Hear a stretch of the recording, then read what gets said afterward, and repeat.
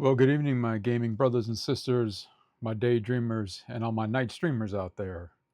It is time once again on this wonderful Sunday evening. It is time to keep the latency low, soak up the bandwidth, pour the Mountain Dew, and jump into this wonderful thing we call online gaming, where we game with a purpose around here on the channel that we like to call High Speed Civilian. Anyway, I hope everyone is having a wonderful evening.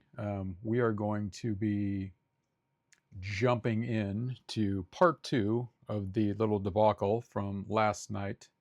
But once in a while, you just have to ask yourself, as my wonderful new backdrop says, do you even game? Right? Oh, you've been playing Arc Raiders for the last 10 hours? Awesome, bro. Do you even game? Right?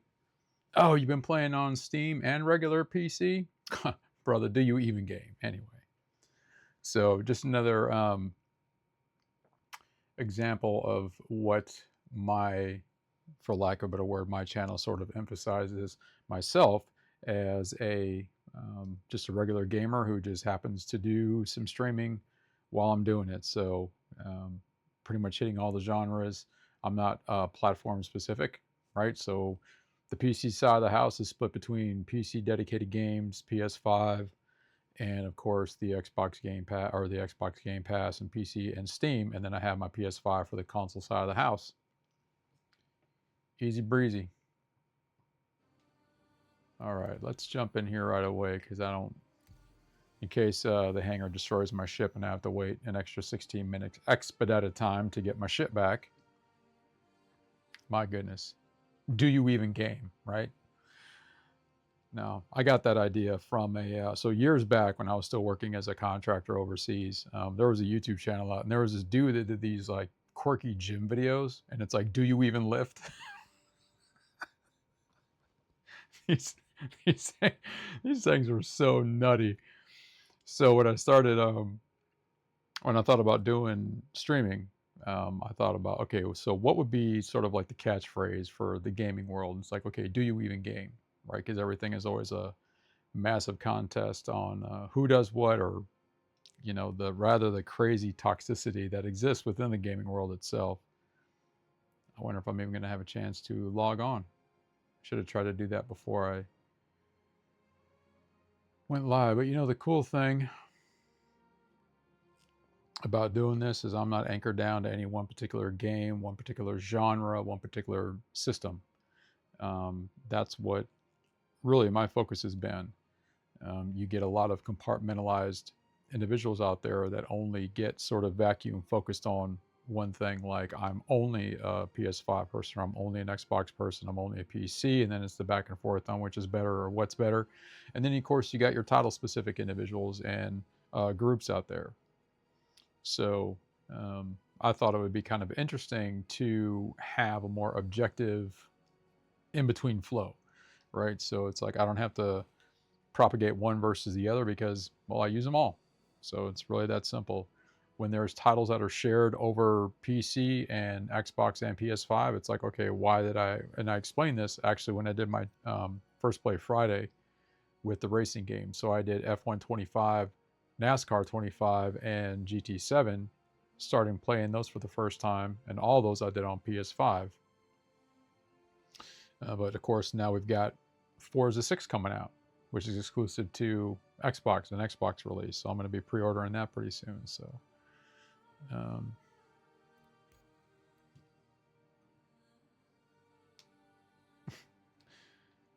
nice. That's how we're getting the night started. But that's okay. I have all the time in the world. And the nice thing about this is if I want to go ahead and switch titles, like let's say I wanted to hook up the wheelbase and start doing some iRacing or something, I could easily do that, or just jump into Warcraft.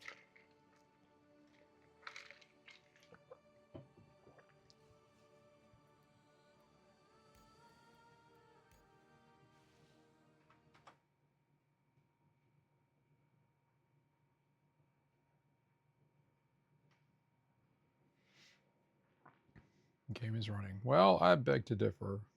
I beg to differ, but that's all right.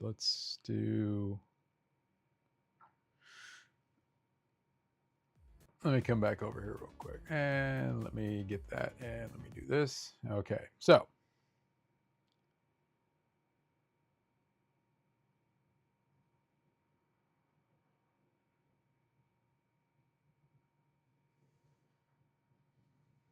all right, had a bunch of others, like just gobs of stuff there. I just wanted to clean that up. All right, so let's do this. Let's quit this. See if we can't start a refresh, and then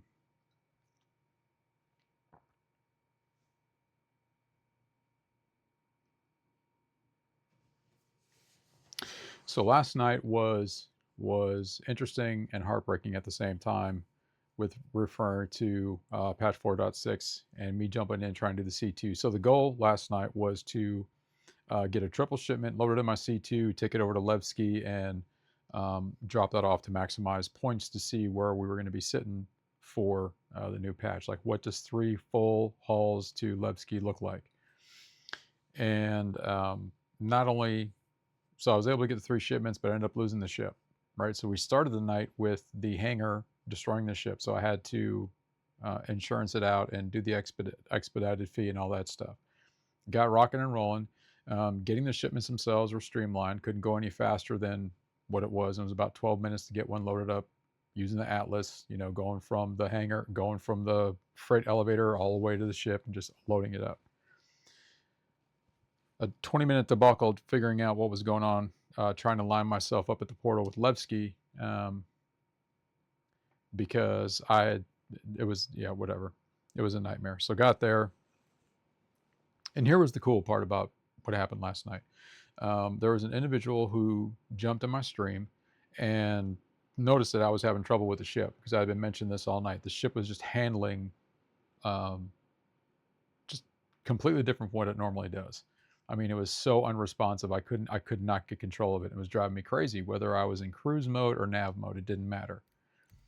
So the first thing this individual did, which I thought was awesome, was suggest, hey, you know, what about are you decoupled? Do you have that selected? And I totally brain dump that selection that you have on your ships.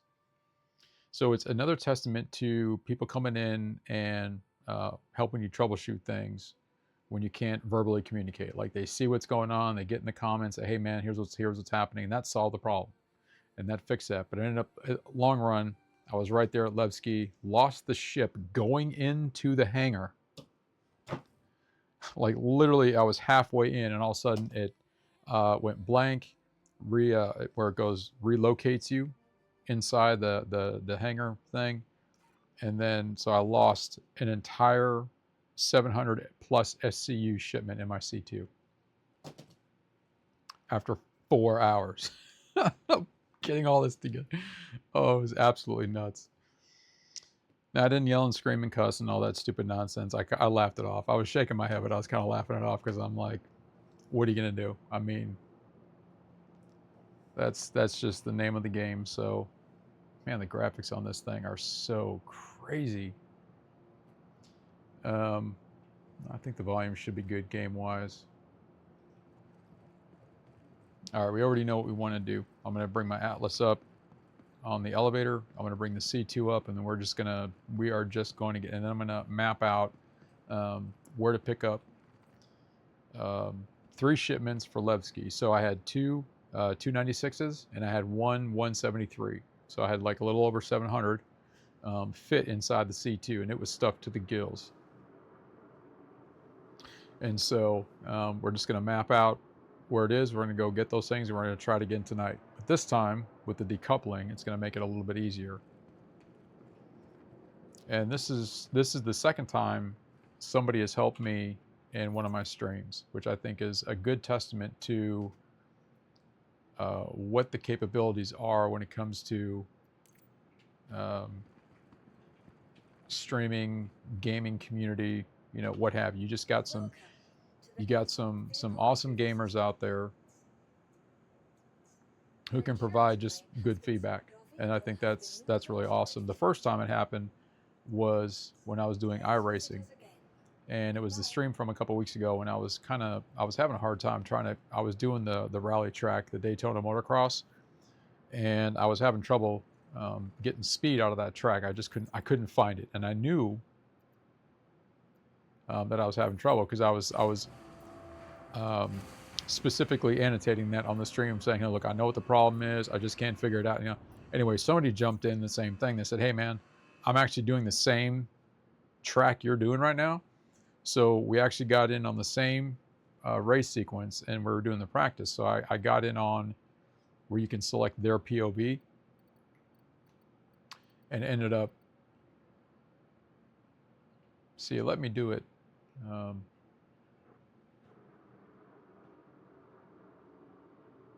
don't get it, man. I'm not gonna back out. Anyway, so we did the track watching his POV. So speed, gear, brake acceleration, and I was able to not only shave 2 seconds off my track time, but my very next race I actually won that one, which was my first win for dirt road. And again, just a good example of people just willing to help out. And of course, it helps that I am receptive to that kind of feedback, which is great, and that's what makes the gaming experience, because we adapt, we analyze, we conquer, we play with a purpose. We're not just we're not just out there getting crazy. I guess so. Oh, it actually brought it up this time. I'm a little surprised. All right, let's make sure the livery is on the ship. Oh, that was so painful last night. All right, we've got, okay, I want that equipped. We're representing the Hurston, man. That's what it's all about. Welcome to the ASOP vehicle retrieval system. Your vehicle has been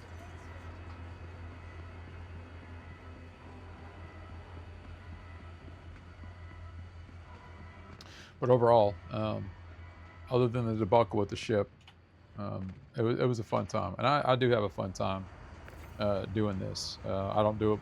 It's not a full-time thing. It's not a part-time thing. It's just something I do for fun.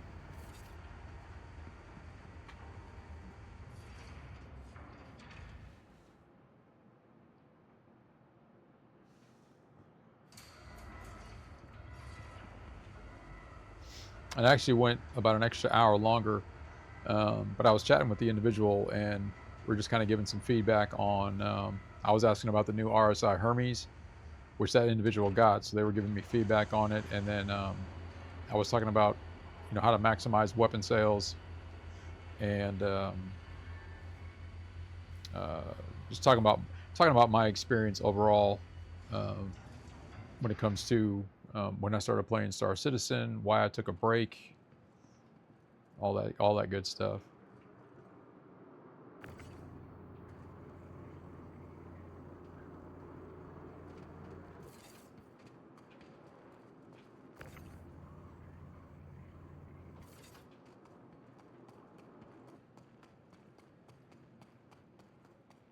I still can't believe it. I watched it yesterday too. So when I stream, and this is just kind of like a constant rehash and reinforcement, I stream and record at the same time. So whether I'm streaming for 1 hour, 3 hours, 5 hours,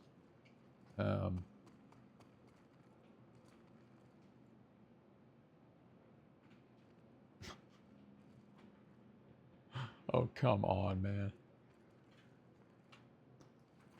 Because I don't need to worry about the space. I have a 22 terabyte external drive, so I just transfer all my stuff over. But well, the point is, I watched myself losing that ship all over again, and it was so unbelievable. I was like, come on, man. I was right there. And the ironic thing was, there was already a C2 that somebody abandoned, so they abandoned it, and it was all like, let's pretend like you're looking at a monitor, because that's like the hangar. And there was a C2 that was banked all the way like this at an angle, and I was thought, oh, of course there's a ship right at the only hangar that they're letting me get in. And it was, oh my goodness.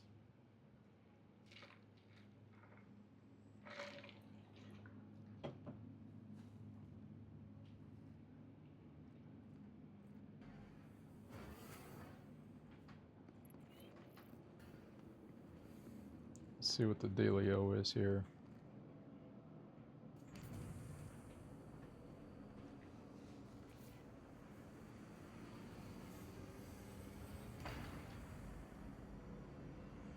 And what was interesting about the individual I was talking to last night, we kind of jumped on the Hull C conversation. Um, I have reservations about getting the Hull C just because I still see individuals having not that flying it and getting shipments are difficult, but it seems like the system is still um, not giving full credit for getting the shipment, or people are still having difficulty with trying to get the ship to basically, I guess the ship has to be completely stationary for it to start loading up and all this stuff. So I thought, nah, not going to do it. I've seen a few successful videos, but a majority of people are still kind of having that, it's not really there. Their reservation was with the C2, you know, from how long they've been playing. They've been having some specific issues, and I said, you know what, totally get it. And that's when I kind of talked about the Hull C. So I totally get why some people are like, you know what, that particular ship, I'm just staying away from it for the time being.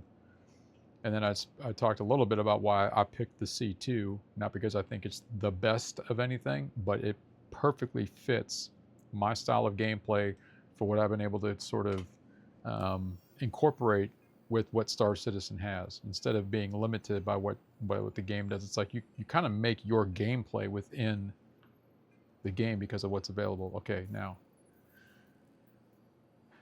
contracts here, plenty of contracts.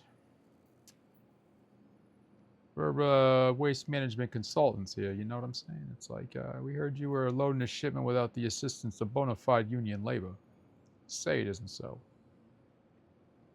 All right, we're just solely sticking with Levski. Can't do that one. Not yet, anyway. Let me guess, they're not going to have any now.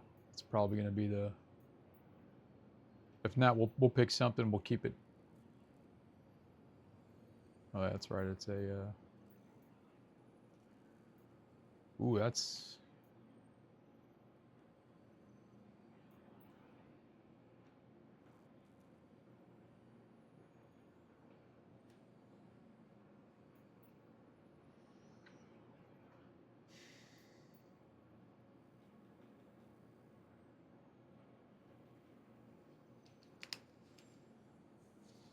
Oh, and that's here too, so I can start with that. That'd be kind of cool.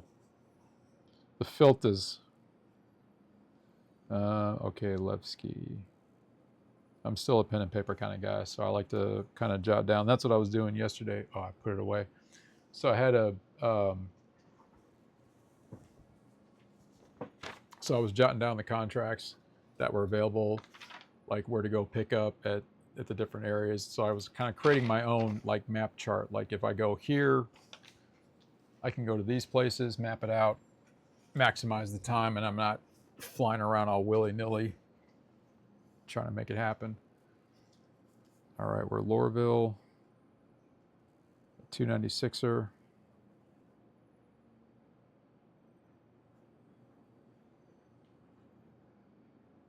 Filters. Lorville.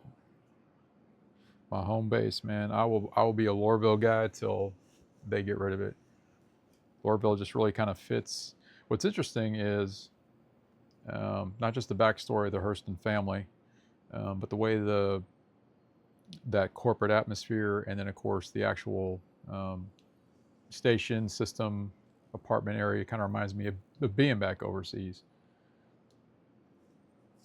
Ah, the Molina mold, my old nemesis. And so I like the and then the corporate side of the Hurston family and all that stuff, which is kind of. And besides, you know, me and Gavin E. Newsom, come on, I mean, we're Hurston, Gavin E. Hurston, practically battle buddies from back in the day. What would be interesting, what would be very interesting, is if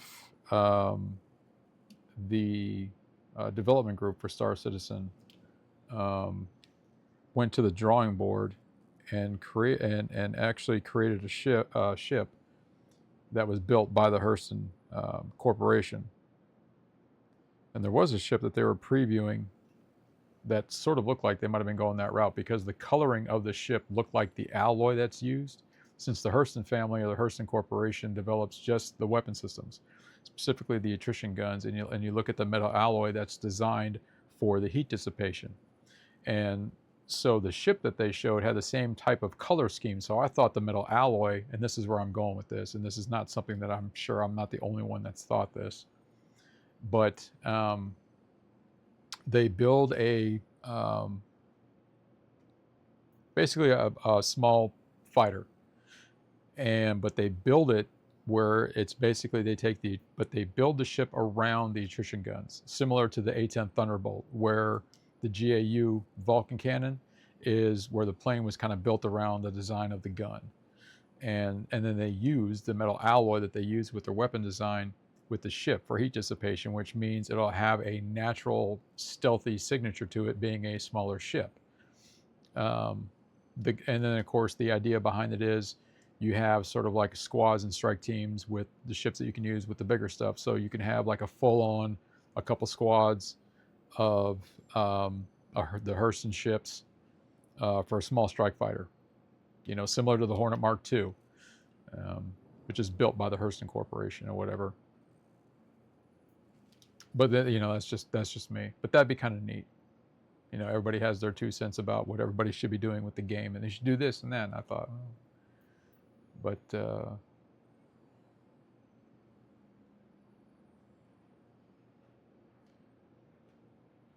I guess we can take this one too, since I need to make sure that other one wasn't Everus Harbor, because that's where I got a little hung up the other day.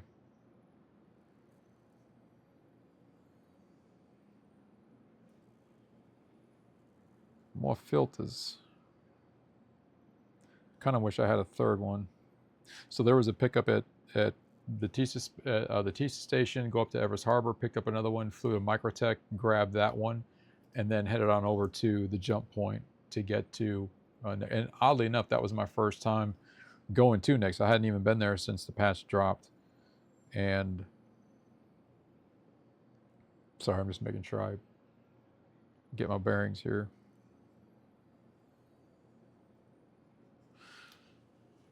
Oh man, I really do wish they had a...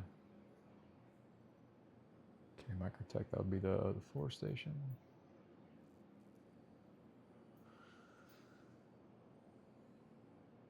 Okay, that is.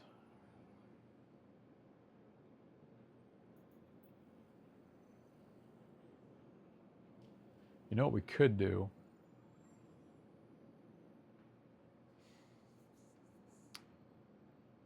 We could head down to Area 15 and do this drop off. There's enough space in the ship to do that, but I really want to focus. The reason why I wanted to focus on Levski, number one, I hadn't been there except, of course, for last night, but for all the wrong reasons. And I heard that you can squeeze a few more points out of your drop-offs if you do Levski drop-offs. You get a few extra points rather than just staying in system and just kind of going back and forth.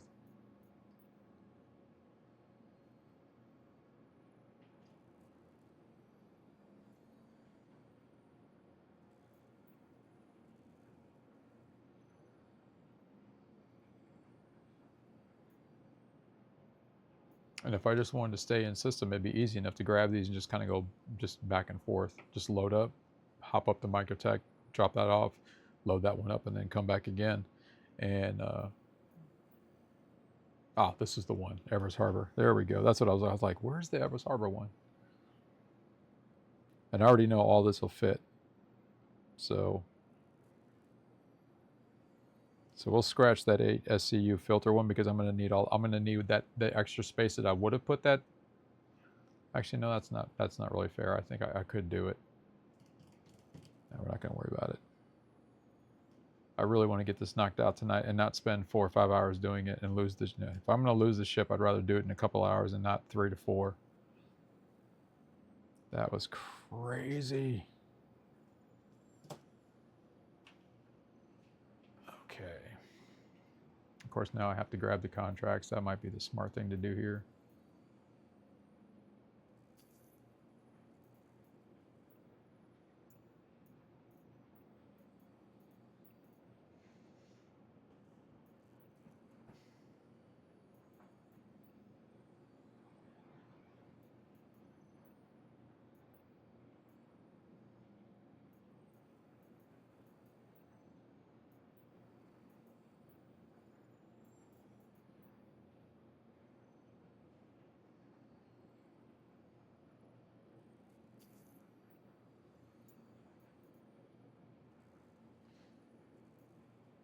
Yeah, but these are the same three from. So basically, I'm doing the exact same thing I did last night, except I'm 3 shipments behind where I would have been. So tonight would have been just grabbing another 3 shipments, going over there, doing a drop off, and then saying, "Cool, let's do something different."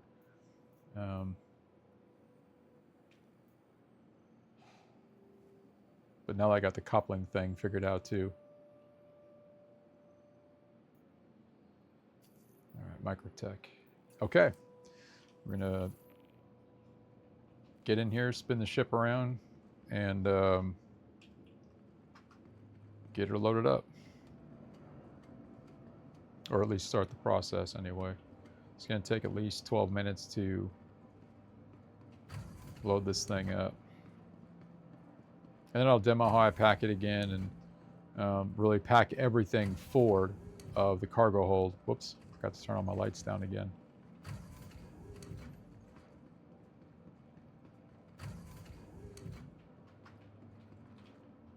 I really like how you can actually make these light adjustments. That is the absolute golden ticket for the options that this game provides.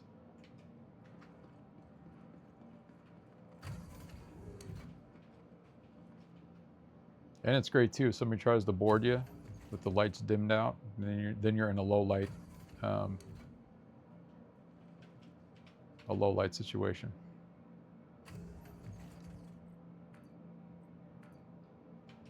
There we go. Oh, and I remembered to add my alert. So if anybody actually follows me while we're streaming it, the thing should pop up. I did some testing and it worked then, but so for those who do watch this, I mean, right now there's nobody watching. There's nobody. I'm just doing the commentary while I'm playing as if I had people watching. So that way, when people do tend to watch the videos, there is already an interaction. So you're already kind of getting an idea of, who I am, what I'm doing, even though we're all doing the same thing. We're all playing games, but what's my thought process and purpose behind, what platform I picked, genre I picked, game I picked, and then just again having fun with it. Okay, I don't need to do that. I do need to do this though.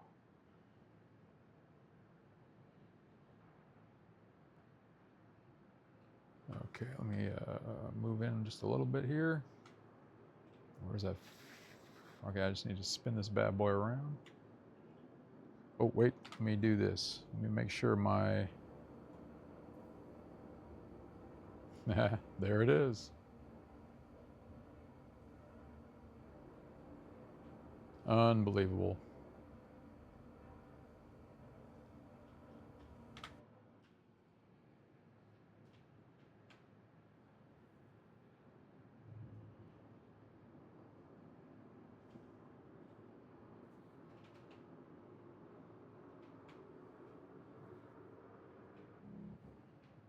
Somebody, and I don't know if I saw the video right, but somebody was trying to make a big harangue about the devs changed the size of the hangars, and I'm not quite sure to what capacity, because I can still fit the C2 in any hangar and just spin it where I need to, and with the ramp down, as you all plainly see.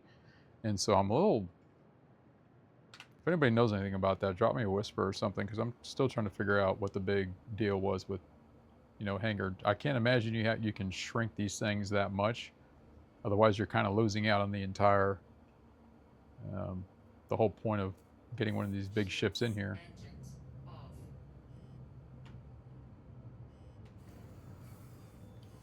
And of course, remembering that you need to shut the shields off before the engine, or the Atlas will not beam out to grab stuff off the freight elevator, as I found out during the resource drive. That is so cool how that thing just automatically opens up. I think I remember the big deal with this one was the ladder was, we'll just say it was causing some problems, which I think is quite the understatement. How much liquids do I have? I got enough.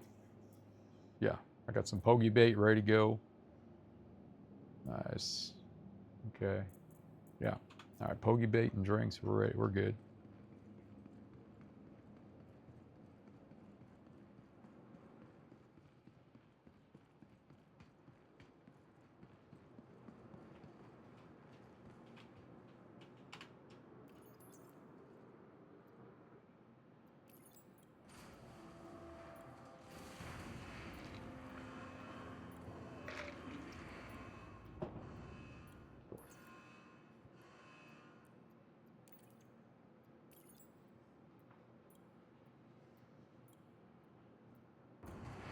Now, because we're doing a single drop off to Levski, I don't have to worry about trying to separate everything. And that's where I got myself really hung up yesterday morning when I jumped on, because number one, it had been a while and I need to kind of, get reacquainted with the rhythm and the flow of how I used to do this.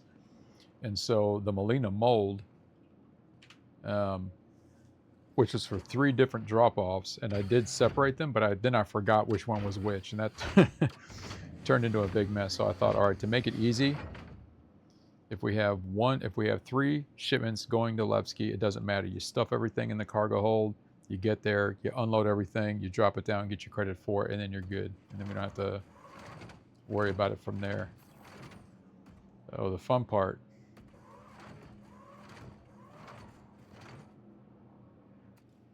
Now I'm not going to do this so insanely clean, because again, once we get to a certain point, I'm going to get out of the Atlas, get down there with my handheld, and then kind of position everything where I actually need it to be, to maximize the space. And then I'll kind of talk through a little bit about my thought process behind how I load the ship. How are we going to be fitting over 700 SCU into this thing? Because we all know the number is sort of like a generous number. Like, so the grid, the official number is 696. But with a little bit of genius, you can easily put 750-ish in there.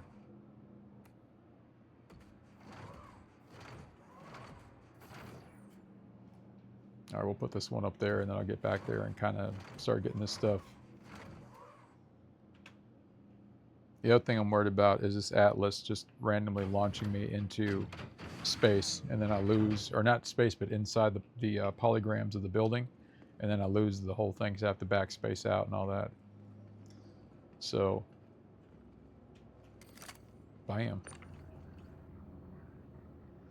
Now, when you're loading from the front end of the cargo hold, technically it'll let you go 3 across, because it's pretty much the narrow area of the ship. So what I tend to do is, number one, I pack everything to see what I could do, which I need to actually, is move this stuff back.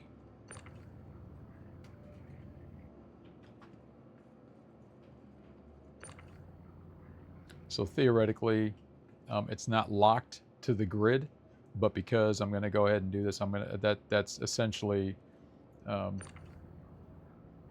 course, I'm kind of doing this the difficult way, but just bear with me for a second.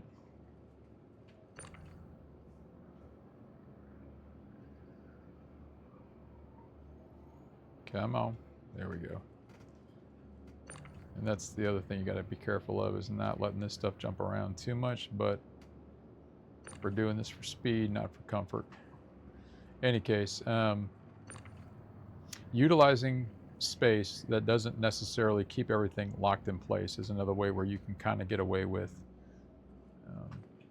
so now we've got an extra 24 set. Now I'm not going to try and stack those in the front, because I don't want all that stuff bouncing around. So what we're going to do is get more stuff up here, and then I'm going to do a double stack, and then I'm going to start bringing everything forward. And right here, where I'm standing, this is where the grid technically ends, even though you see these pads right here, because this space is just kept open so you can get in between and get up the ladder. But we're going to utilize this space too when we go get the other shipment. And that's one of the catalysts to being able to fit what's essentially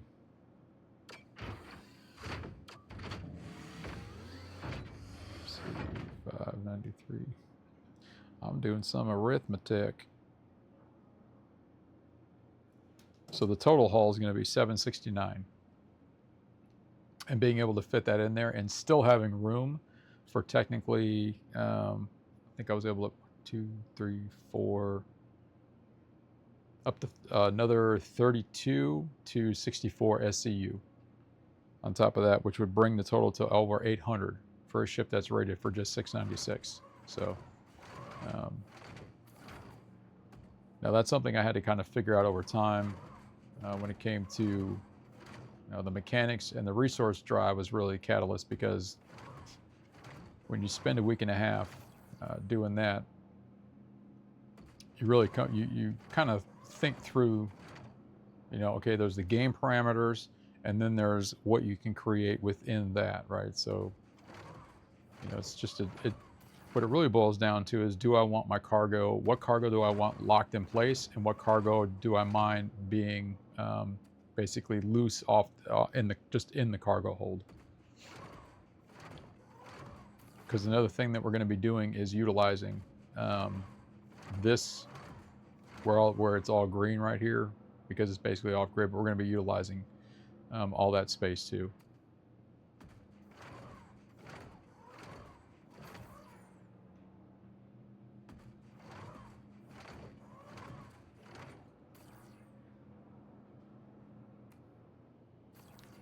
The only thing I gets a little is trying to get everything right where I initially want it, but it's all right. Too easy just to I'll tell you what, this beats having to have the handheld unit and then grab everything from down there and wait for it to come up and all that stuff. It's just, beam goes out, brings it right up, spin around, put it right in place. And what I'm hoping the devs don't do is again, this is just like the chatter, is everybody was wanting a tractor beam built onto the C2, and I thought, that's what the Atlas is for. That is what the Atlas is for.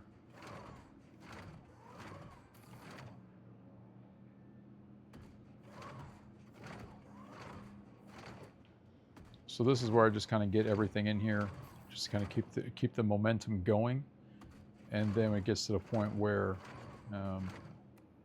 I'll get out and start restacking everything to clean it up. Now, of course, this is where having somebody else partnering up with another player, or having a team or whatnot, because that while I'm bringing all this stuff up, then they could be fitting it in, fine-tuning where everything fits and all that. So, but this is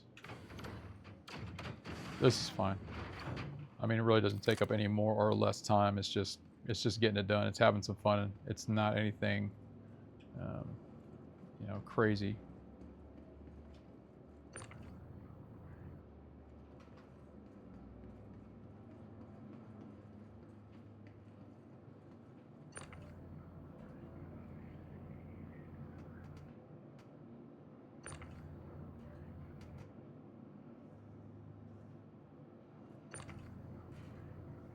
I'm looking at the game audio, making sure the game audio isn't like out of control. I usually do a test recording, even though I've got the settings, the same. I still do like a quick little test recording, just kind of make sure everything is balanced, so there's not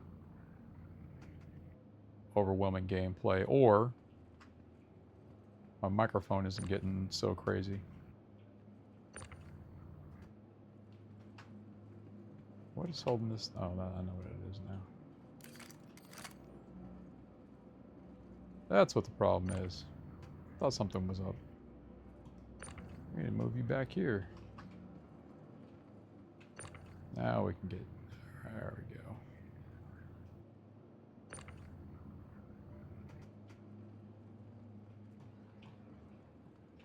Sorry, I'm not trying to do the Call of Duty shuffle where it's like, oh my goodness.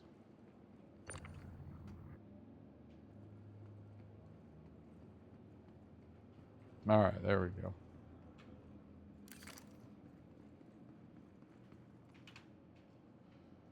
It's kind of interesting too, because it looks like you can run out of room real quick, but then when you just start doing a little bit of, I just call it fine tuning. Just tighten up your stack, and it's amazing how much you can really pack in this thing. Now, if the C2, let's say for instance, the C2 wasn't an option, didn't exist, or whatever, then I probably would have gone with the raft, which became like the #1 favorite ship of the resource drive. But I like that one anyway. The Drake Caterpillar, I think is a really good hauler. It provides a very, it's basically a linear style ship.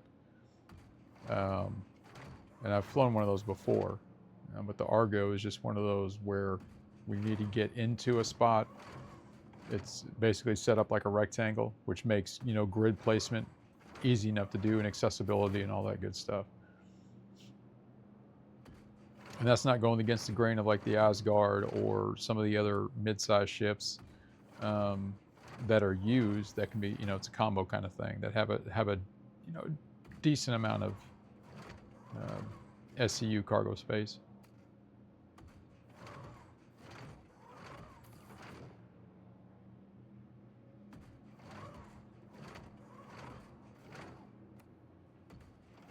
Let's get these down here, and then I forgot to write down I was going to time it to see about approximate how long it took to get this loaded up. But the average is about 10 to 12 minutes when you got a completely, full boat and trying to get this thing in here. For instance, if I wasn't worried about trying to, like if I just was grabbing a shipment of something, just, throw it in there and then call it a day. Or if I wasn't going for 3 shipments, then I would definitely just throw this stuff in there and go grab the secondary shipment, throw it in there, and then, be right out the door.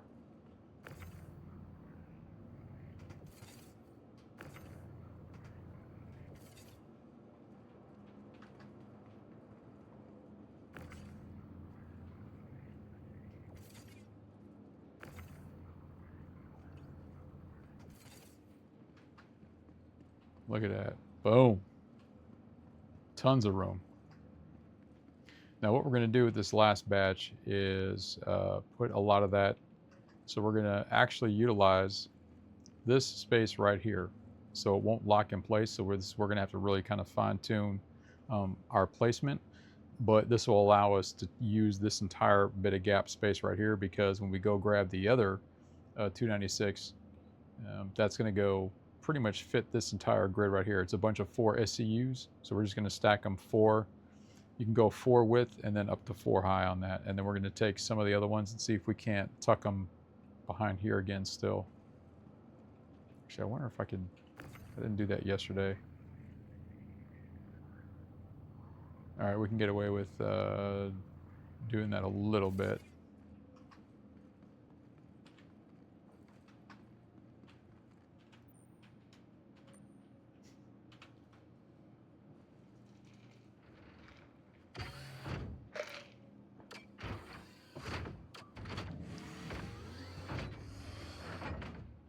Before I got on too, I was curious. I just kind of looked real quick to see who was going live. I think there's about 100, and there's a lot of people going live right now with Star Citizen, which is always cool to kind of see.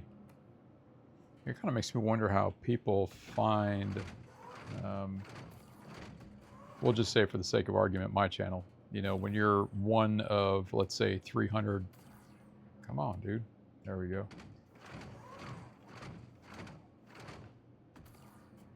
So now I have to lock them in here, because that middle spot right there doesn't register. So now I have to kind of do a forward stack and then move everything back.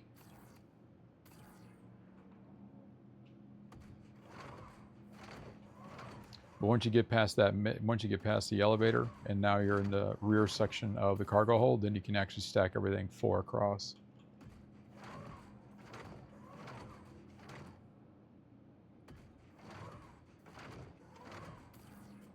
And anything up to 32, because clearly at 32 you would, you know, spin sideways and stack it down. And putting 32s in here is that's challenging.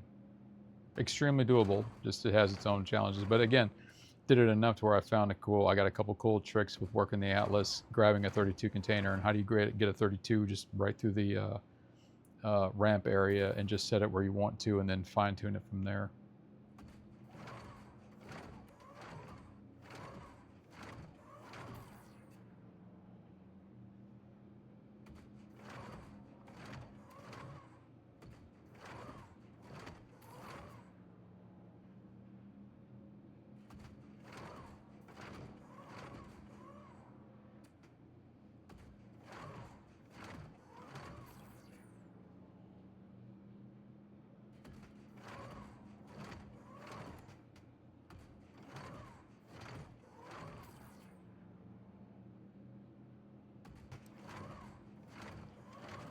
All right, pretty cut and dry.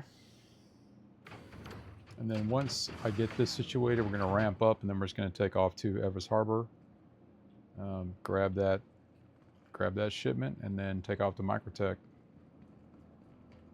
All right, here's where things get a little on the tricky side, and you can't just start slamming, you know, crates where you want them to and all that stuff.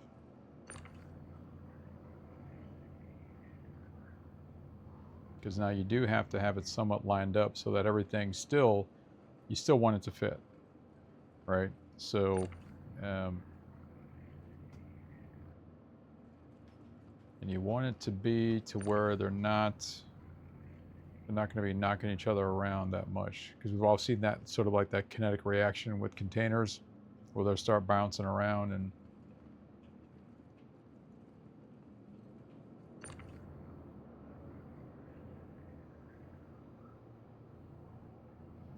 that's why I use the small handheld versus using the Max, which I still have one on me because sometimes it does come in handy.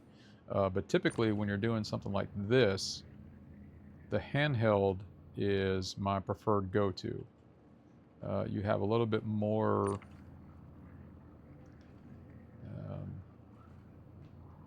except for that part right there. There we go.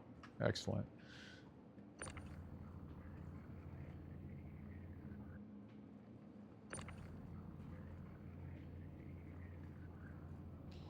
And just to be able to tuck something in over on the side here, okay, we're going to move this over just a little bit. And then we're going to take this one. Forgot which direction. There we go. Kind of get that. Well, let's do this. Sometimes it's easier just to reset them. Put them on the grid, let them reset, and then instead of trying to use I just walk it back. Then we're going to grab this one. Let it grid. And then just walk it back. That way you don't have to worry about it spontaneously kind of twisting on you. Because then we're going to take, all right, so now there, I thought we had more. All right, same thing with this one. I'm going to get it here, let it grid. Let the laser kind of naturally let it do its thing. I don't think I can get this one above. Yeah, probably could. Nope.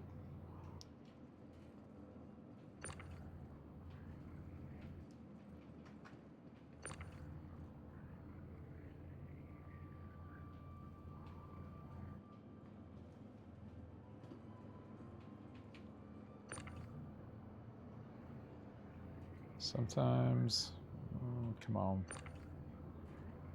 Get in there. All right, I'll tell you what we're going to have to do here.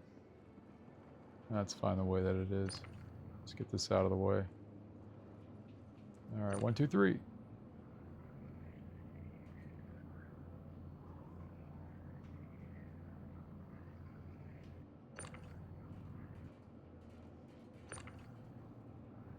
And I certainly don't want one of them slamming into me.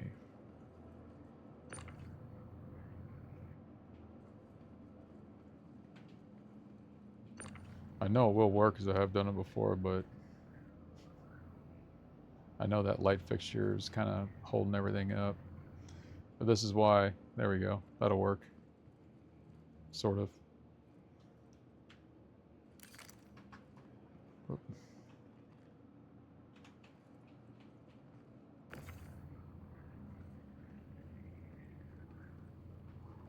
All right, here's what we're going to do. We're going to take this one and we will put it here. And then when we get our 4 SCU containers, we're going to stack them here and then create another layer on top of that. And then we'll start moving them forward, because now that we've hit the center line, this fury, this right here starts the grid. So now we can start stacking 4 across and going all the way up. And with that said, let's get up to Everus Harbor. Wait, let me make sure there's... I've done that before too. Oh, let me do this. This happened yesterday. I kind of lost one, and I thought it looked a little weird, and then I looked under the ship, and there it was. Okay, no, we're good. Raise your hand if you've ever had that happen to you before.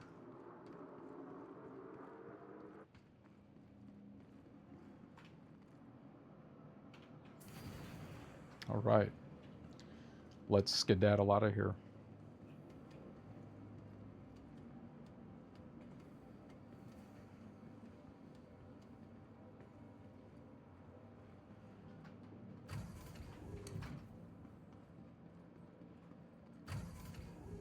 And in this video that I'm doing, depending on the success or moderate success, I'll probably put this one on YouTube. Just as is when I'm done.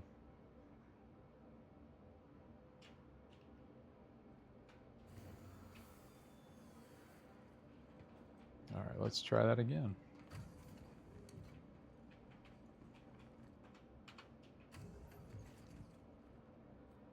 There we go. All right. Engines. Shields off. Attention, pilot, you are cleared for...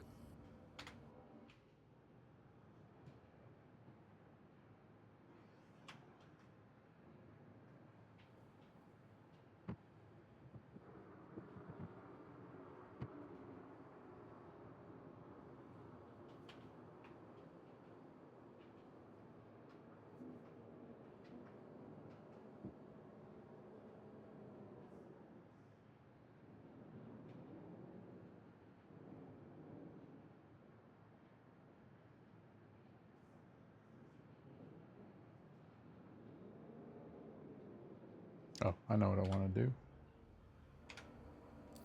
I think I topped. Not that I need to worry about topping it off. Yeah, I'm good for now. And we'll just wait to get out of here.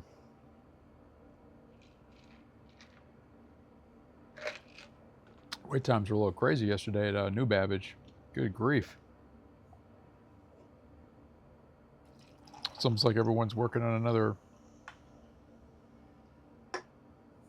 I was going to say a resource drive, but that's not exactly what this one's particular... It's like part of it, the cargo. I know there's the collection. I guess there's the mining stuff. Oh, and I was watching... what's his name? SC Haulers. That channel. I've watched that cat a few times once I started kind of shifting focus to doing mining. So I was kind of watching them do their thing today. A lot of good information when it comes to mining too, not just a random channel of B-roll, and I'm talking over some B-roll that has nothing to do with what the objective is. So really solid info. Anyway, so I was kind of watching the logistics involved with running the collection side of these patch aid missions, and then of course the combat stuff. That's when I'm gonna be taking my the Guardian MX out for a little spin, for a little sun and fun.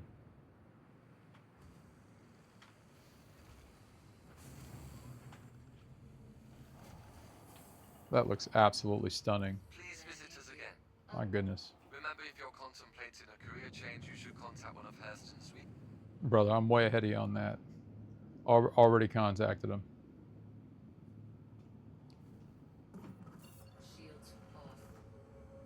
I actually had somebody in an Idris, or Idris, I actually don't even know how it's pronounced. Anyway, actually tried to use the railgun and ram into my C2 when I was actually coming into my hangar one time a few months ago. I was like, really? we're doing that now?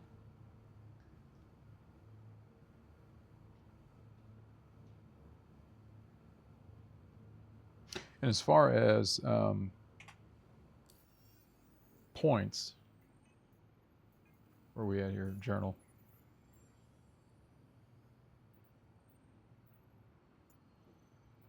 So this is all I was able to do the other day. I only got like 5 shipments done. So what I want to do is, like I said, load up 3 because I want to drop off 3 full shipments to Levski to see where we're going to be sitting point-wise, since I know if I just kind of bounce in between system, where, you know, what's that going to get me? I already kind of have an idea. Wait, whoa. You know what I forgot to do?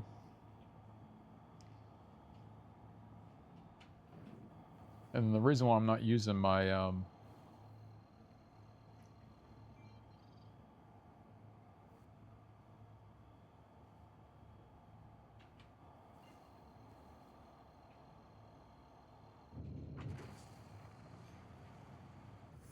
travel engaged. Quantum travel complete.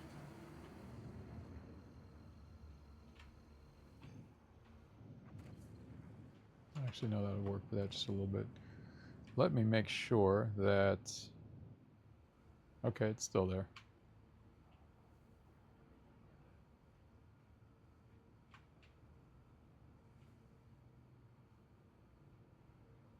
The reason why I'm not using my Solar 4s is I needed to really get back into ship functionality, and I didn't want to. I took the Guardian out for a stream, and I was using the Solar 4. So earlier in the day, I programmed everything, so like button control and all that, and took it out for a spin. And I liked it, but when it came to doing this stuff, I thought, let me just stick to keyboard and mouse for the time being. Let me get warm back up, and then we'll bust out the HOTAS when it's time to take the Guardian out for some go-getters.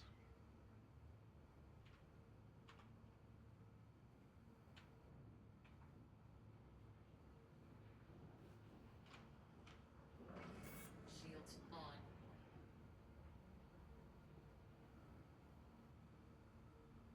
Something already still doesn't quite feel right.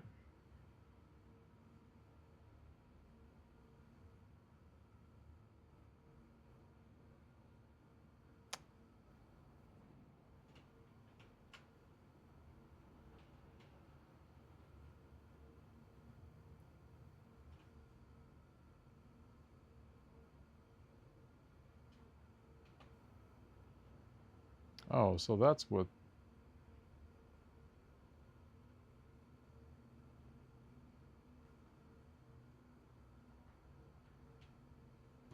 Hang on, guys. I'm trying to figure something out here.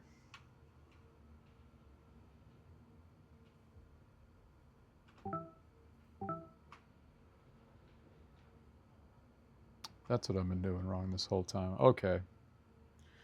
So I've been using the C command for the cruise control, but I was never mind. Okay.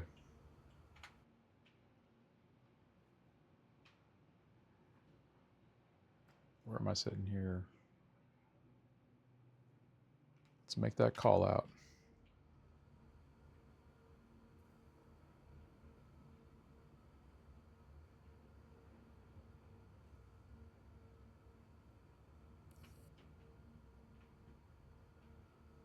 Please proceed to assigned landing bay.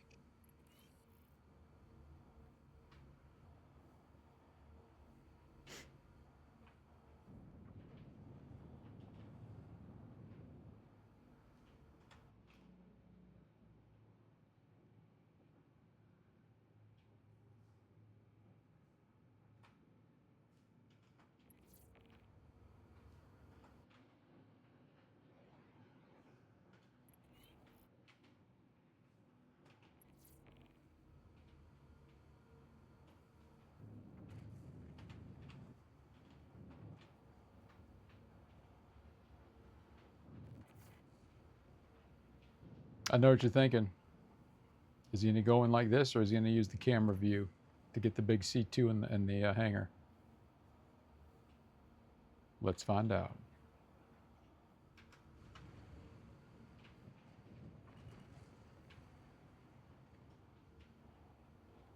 Landing gear down.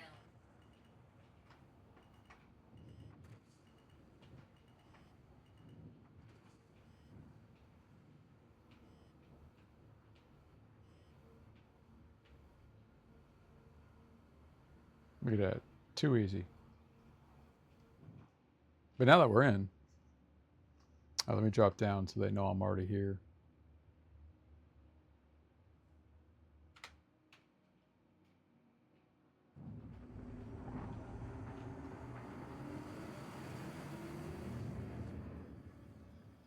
Oh, usually I'm they, sorry. Due to inactivity, we have been forced to assign your landing zone to another customer. Landing complete. Have a pleasant... all right.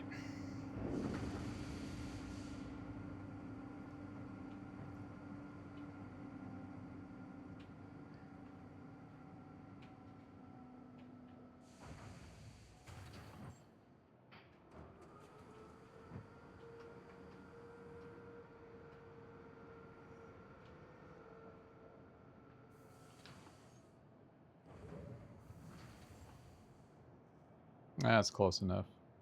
That'll be good enough. All right. Landing complete.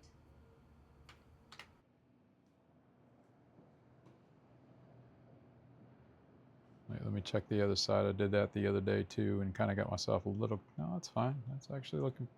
It's right where I need it to be. Dude, that looks so sick.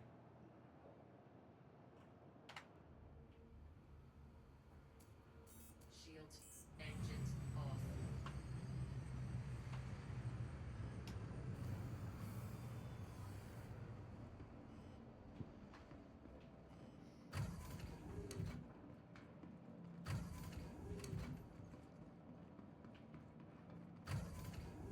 That never gets old.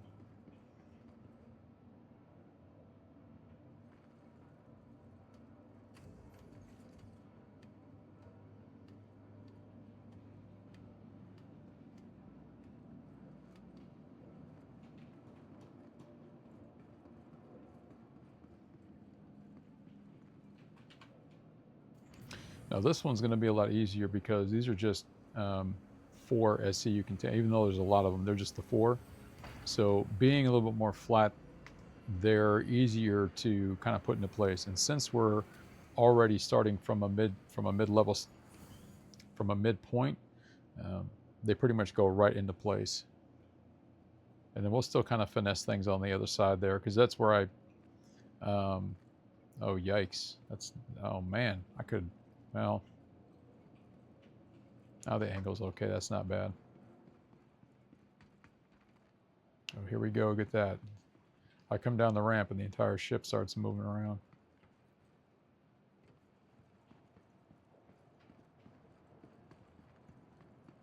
All right.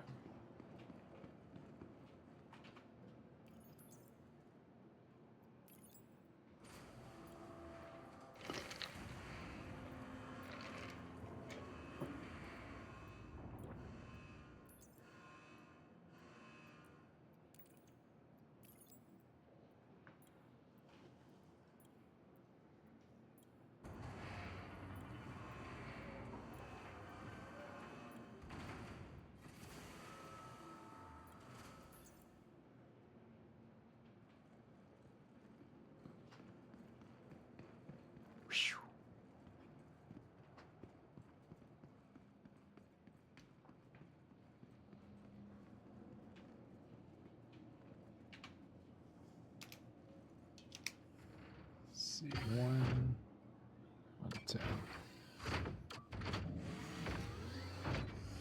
Just jotting down the time real quick. I'm just kind of curious to see. Already having the game plan, already know what I want to do, and just kind of see about average how long it takes without trying to rush in it. It's just it takes what it takes. All right, so that is spot 1, and we just rack them and stack them from there. I mean, anybody who's played this game for about 5 minutes kind of gets that. I'm not reinventing the wheel here or anything like that. It's just when you already kind of know what you can do with your particular ship, right? So if somebody were to make a video on the Asgard, they could probably really just dive into, hey, here's how you can really finagle the space. Or the Reclaimer. I've seen some videos there on how to kind of squeeze the extra space out of the way that grid layout works with the where the containers come out.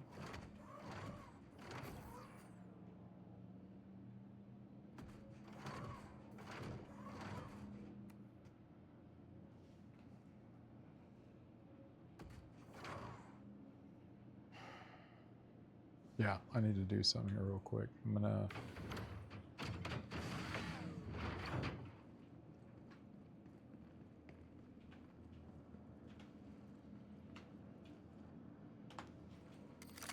if I do it now, it's just going to save me a tremendous amount of headache later.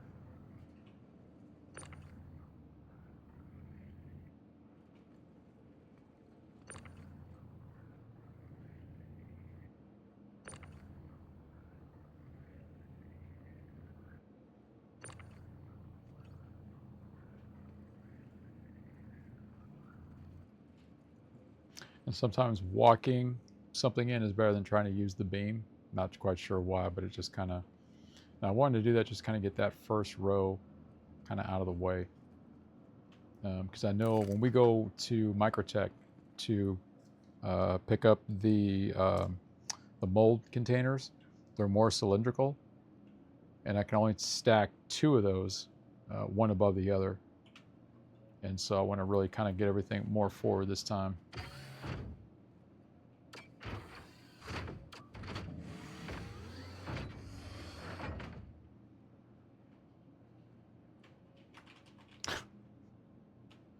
I love it.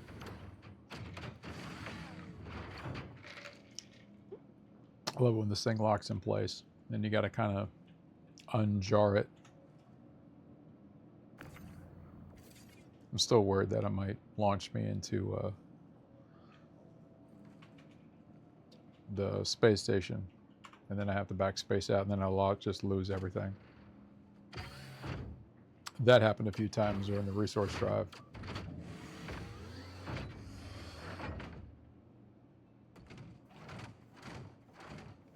All right.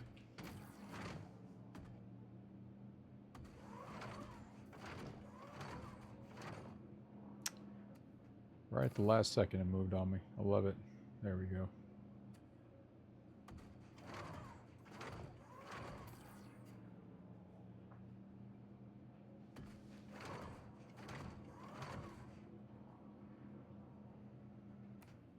Now what I'm going to do is, I thought you could back that thing up a little bit more. All right, I'll fix that. So what I'm going to do is, of course, timestamp everything. If I decide to load this up to YouTube, and then that way it'll be like, okay, I get it. He fit everything in. Let's go to the next one, or just fast forward right to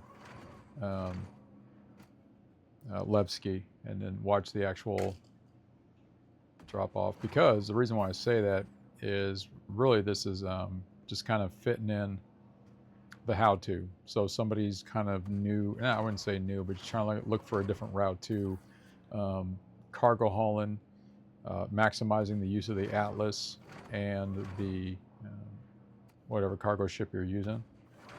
And then it kind of gives a bit of an idea on my mindset around a few things that we've already been talking about. And then somehow, how would somebody take all that and then incorporate that into their gameplay?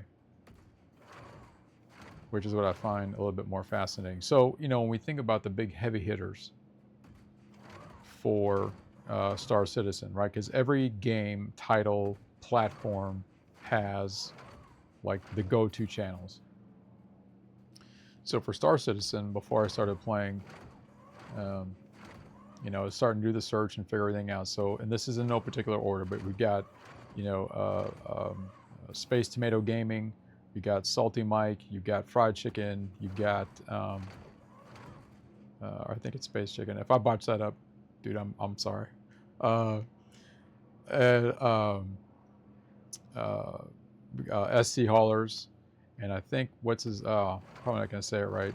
Super Mac Brothers or something. Um, and then there's a few other ones where they do a lot of the very detail oriented ship orientation videos, aside from what you see from the Star Citizen YouTube channel when some of those guys are talking about stuff. So a mix of all of those channels, all of those particular individuals and their particular gameplay has sort of helped shape a little bit on, okay, what do I want to do and how can I incorporate all of that suggestive feedback into my particular what has turned into my gameplay, my game style.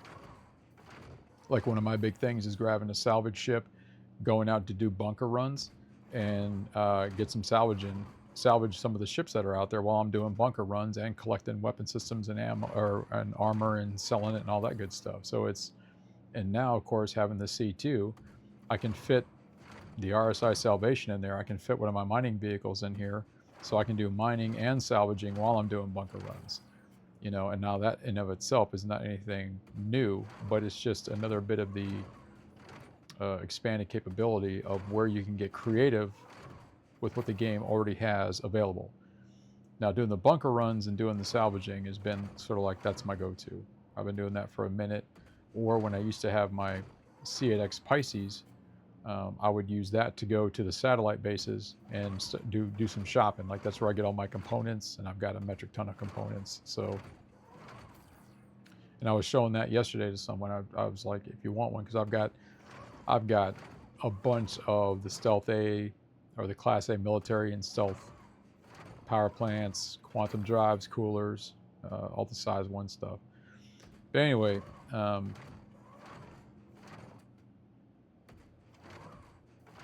that's where kind of talking through a commentary when I'm doing some streaming and recording, because that way you can kind of figure out for yourself where you want to fit, or maybe you hear something that's like, you know what, I didn't think of that, didn't try that, or you know what, maybe I'll incorporate that into my next style of gameplay.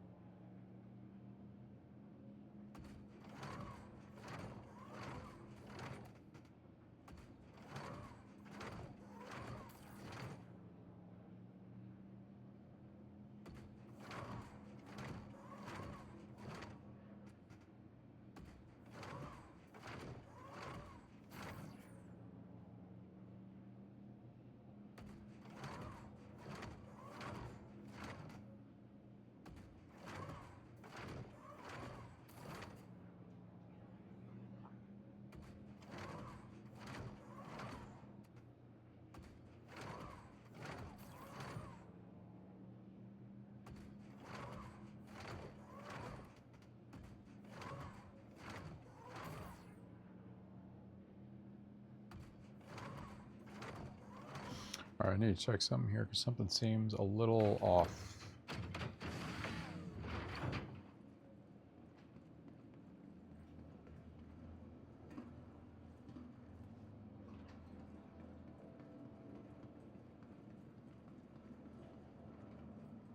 Yep, I thought so. All right.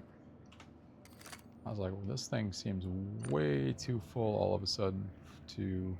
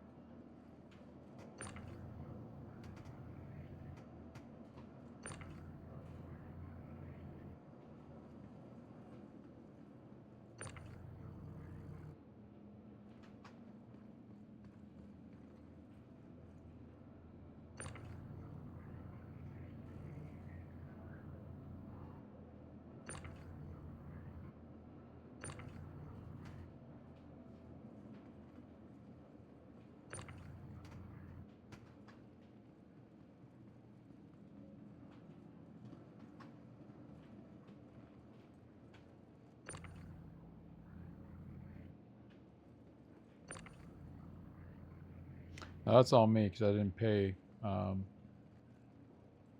pay close enough attention to what was going on. Because under normal circumstances, this is what I was trying to do, is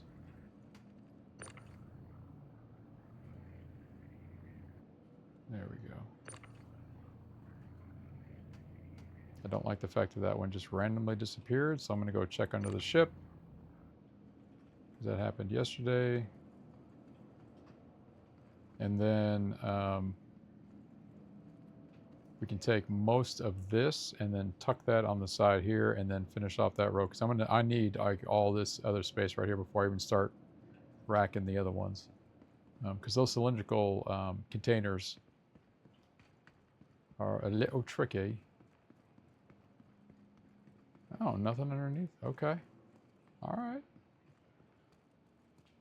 Of course, it'd be rather ironic if I get all the way there and, oh, you're missing one, so sorry, you don't get any credit for any of it.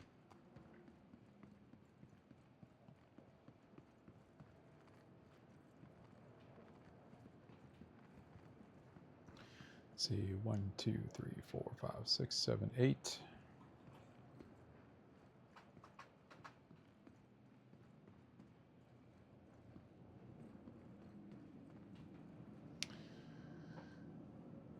Could rotate him to the side, and yeah, okay.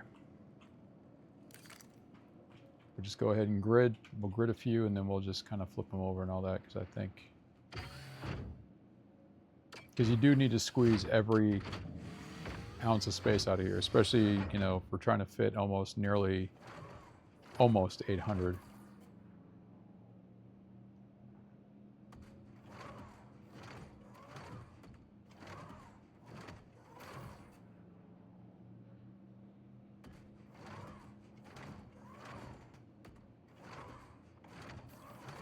I'm just going to get these up here and then go ahead and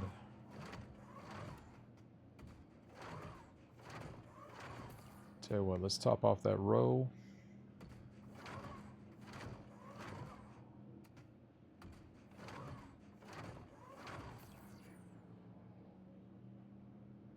Oh, did I take my yeah, I did. So I checked to make sure I took my post-transplant medication. I kind of want to hang on to this new liver I got, so you know, it's not that big, not that pressing. But it is important to stay on that schedule. It's not as hectic as it was, so okay, we're good. I'm going to take those three, tuck those on the side there on that column, on that side column, and then we'll be ready to rock out of here. I didn't do something real quick, so bear with me. I will be right back.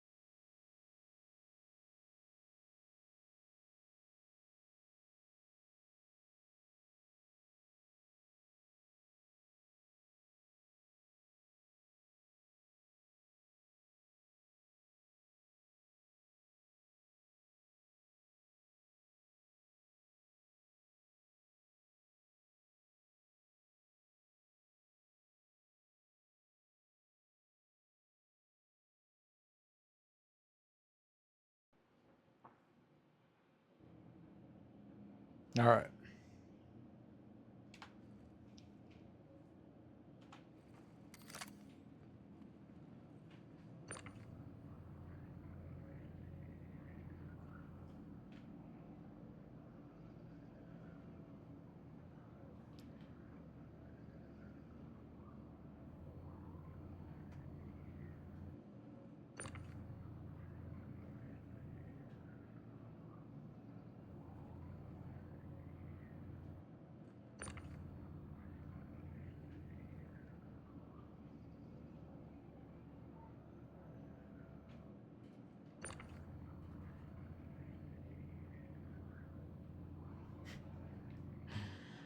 It's amazing what direction it kind of tells you it wants to go. I always find that a little hilarious. Okay.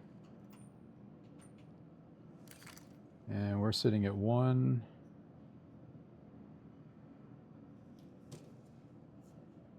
All right, so that was 17 minutes to get all that in here and get it situated. Now you could easily cut that time in half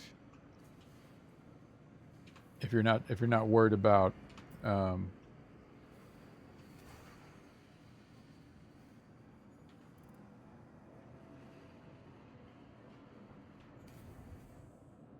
you kidding me? Is the helmet? Are you not taking the helmet off now? Is that what's going on in the streets?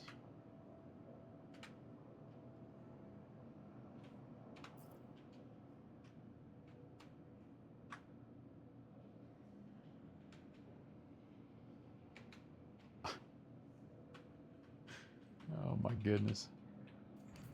Why did I just do that?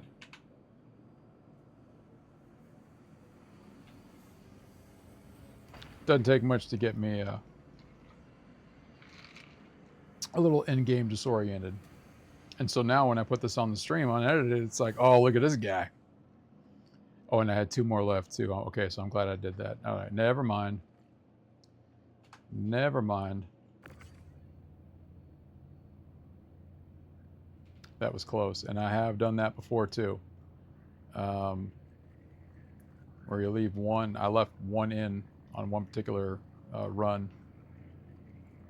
That was a painful lesson.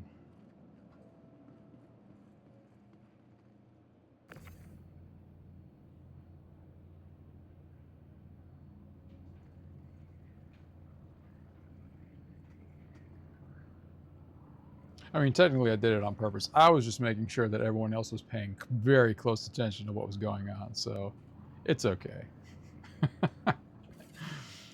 Oh, goodness. I want to try and...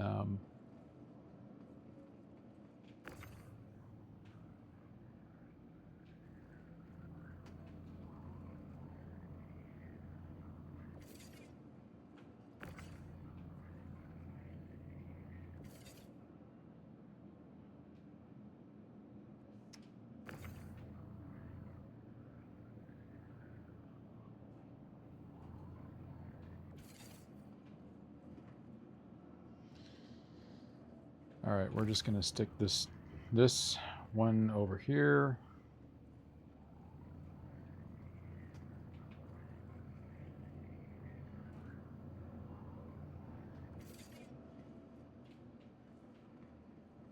Oh, now I realize what I just did to myself here.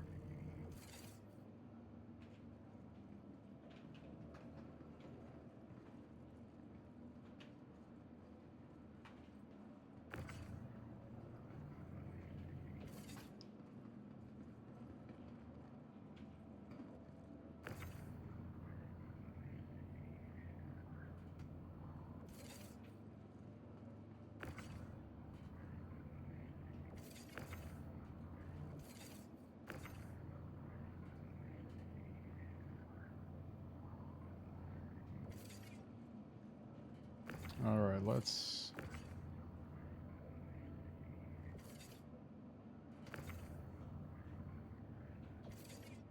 All right, there's that. You know what? I need to switch out this thing.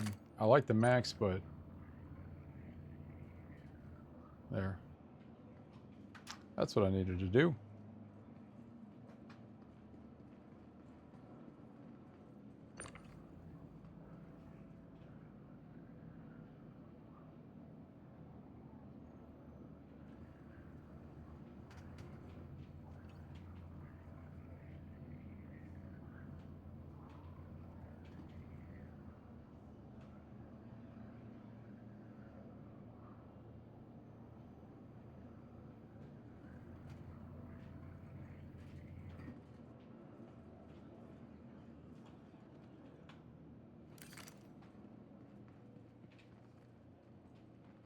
All right, now let's get out of here. Head on up to MicroTech.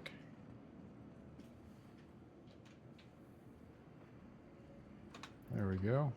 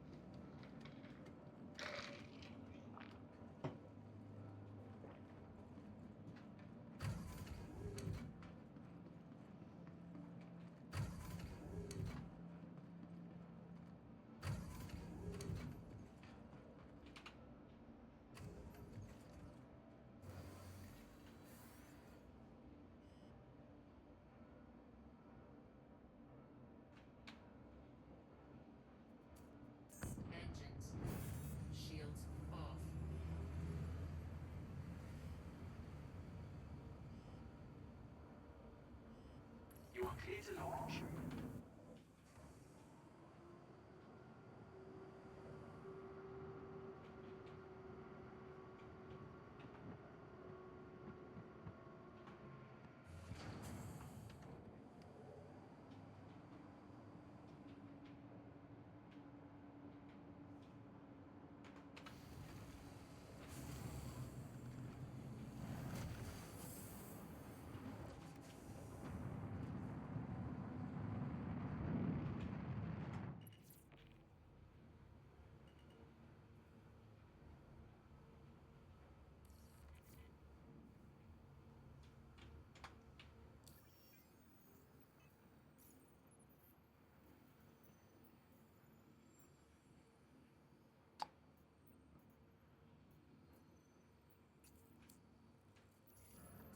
Shields off.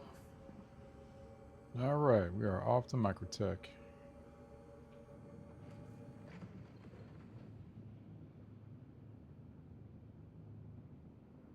And let's not lose the ship before we even get there.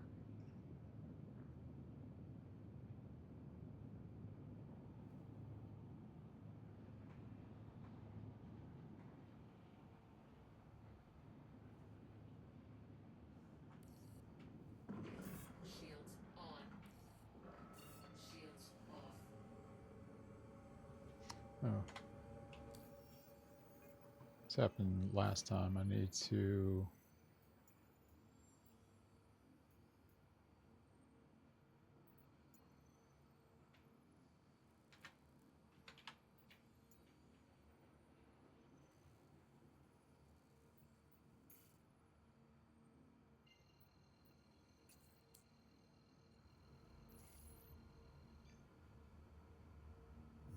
Quantum travel engaged.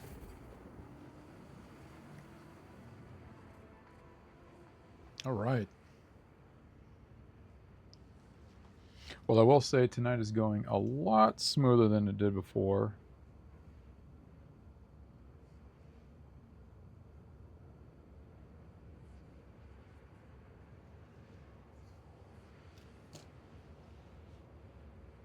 I might be able to just get this done. And it looks like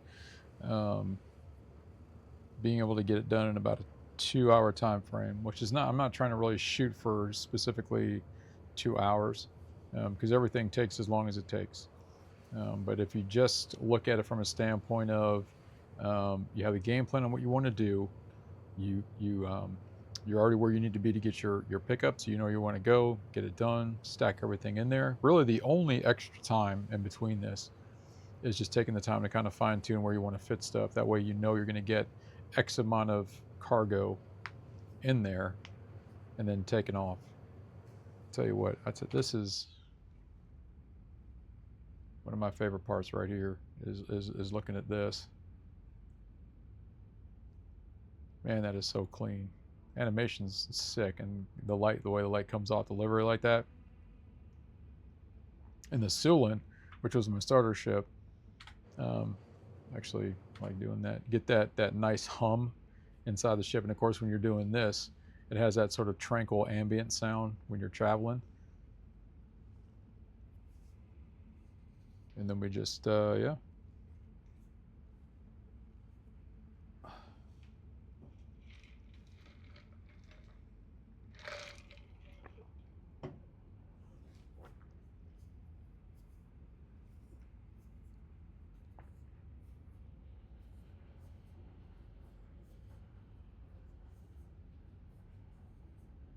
Yeah, I want to do the I think what I'll do is just upload the video as is. Well, no, it's not, yeah.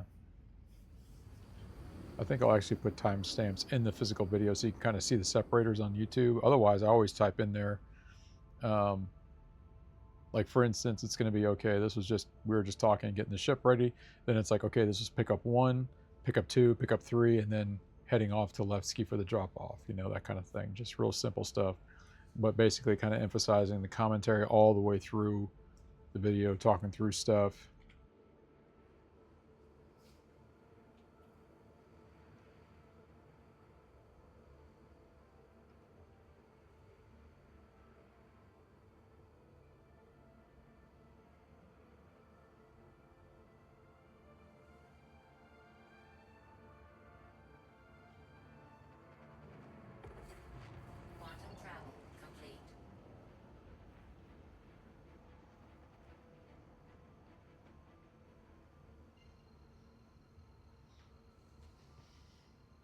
And I'll start doing the, at some point, I'll start kind of shopping around for parts for the C2 and then the Guardian, which has a mix of the size 1 and size 2 components to it.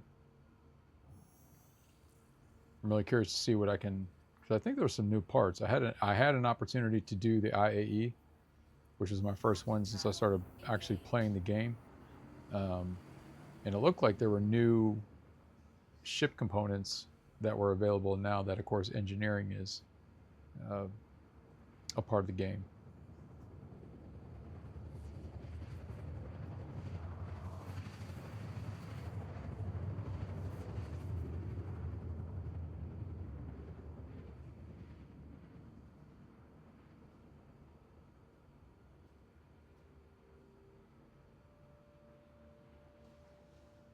Quantum travel complete.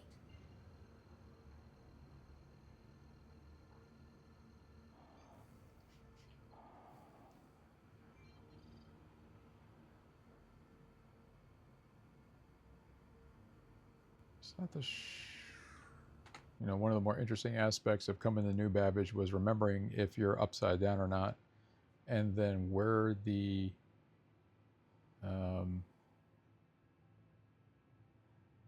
hangars are, because I usually gravitate towards, it was supposed to be that the towers, but for some reason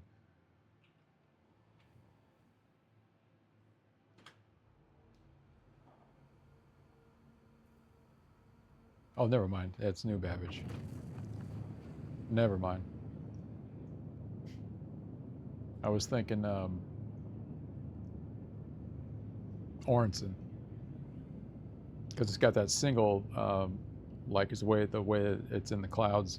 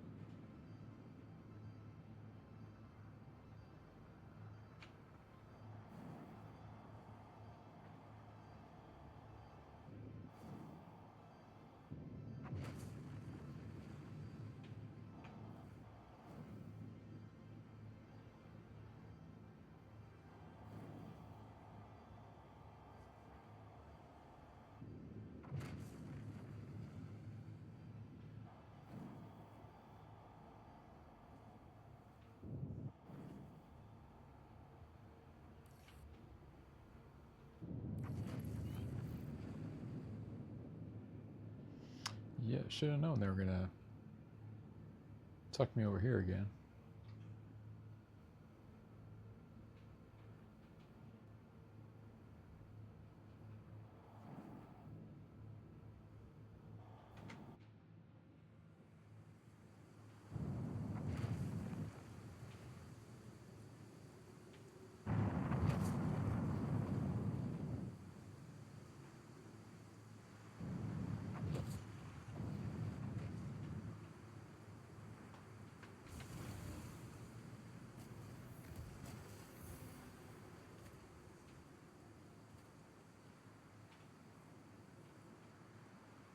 And this is my hangar. I've done that before too, where I preemptively thought I was at my hangar and it was actually like one up or forward, and I dropped in and then it relocates me and I'm like, I just lost everything all over again.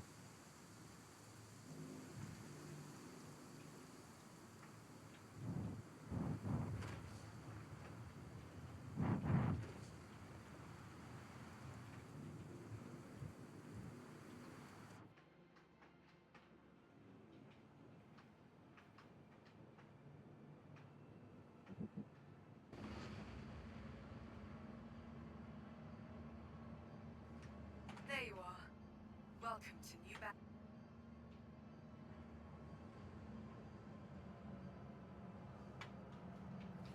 The other thing I find kind of fascinating about the game itself is how they have the lighting set up differently depending on where you are, and the sort of like the sophistication or high techness of the system you're in and the hangars you're in versus the lighting, which of course then again affects how your the detail of the ship. Like the Sulin, I didn't realize how much detail was actually in the design until I first came here to MicroTech, because I'd only been to Lorville and then Area 18. But then when you come here and you get those lights down on it, it's like, oh, okay, nice. Okay, where are we at here? Let's stay focused.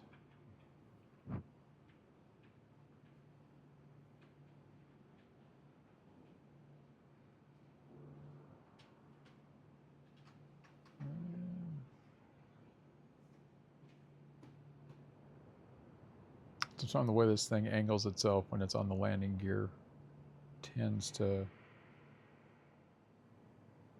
Okay, yeah, we don't want to go over any further. So, okay, we're good.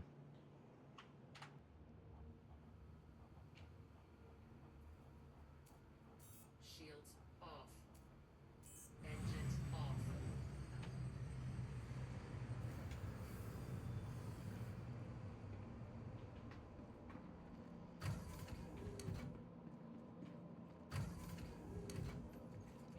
Oh, what's going on, Ryan? What's up, bro?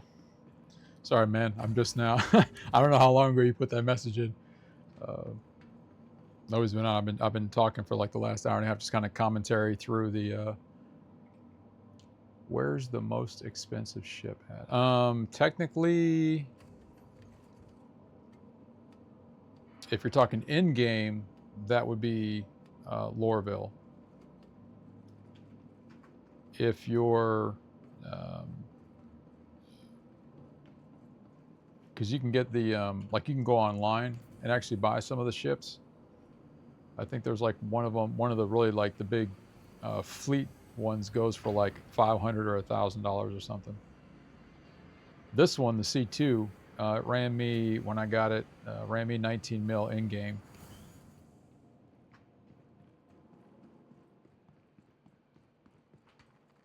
Isn't this the game that has stuff like it's like 15 grand? There's like a huge, I don't know if it's still available, but yes, there was a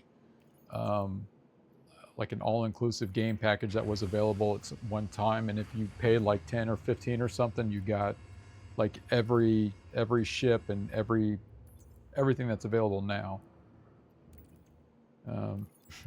So yeah, this is that one. Yeah, I started playing this June of 2024.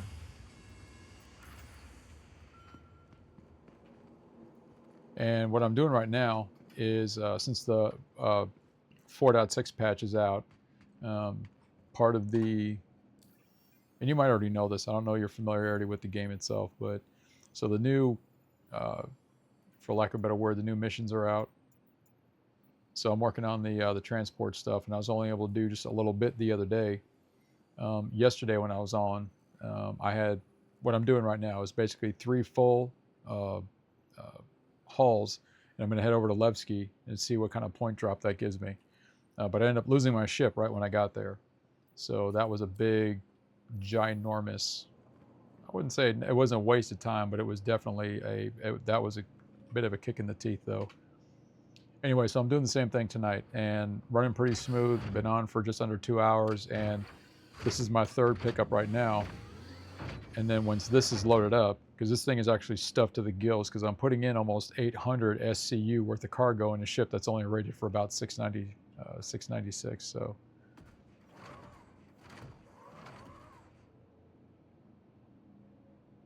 I feel like something's off, but I can't. I packed this thing actually better than I did the other day, so we'll see what happens.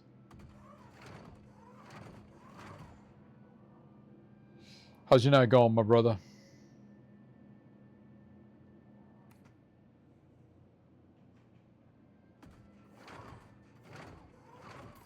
Tomorrow night's like Motor Pool Monday, so I'm going to be doing iRacing tomorrow night for my stream, because that basically Motor Pool Monday is I save all the racing stuff for that particular day, because I want to get my promo. I'm sitting at 3.46 on dirt road, and I was working on that track, so I'm going to do that tomorrow morning off stream, just kind of really get the practice runs in. And then for my actual stream, we're going to work on getting that safety rating, see if I can't get even closer to that 4.0 rating. Because I definitely want to get that. I can get a B license. I'll be up to a B license on dirt road.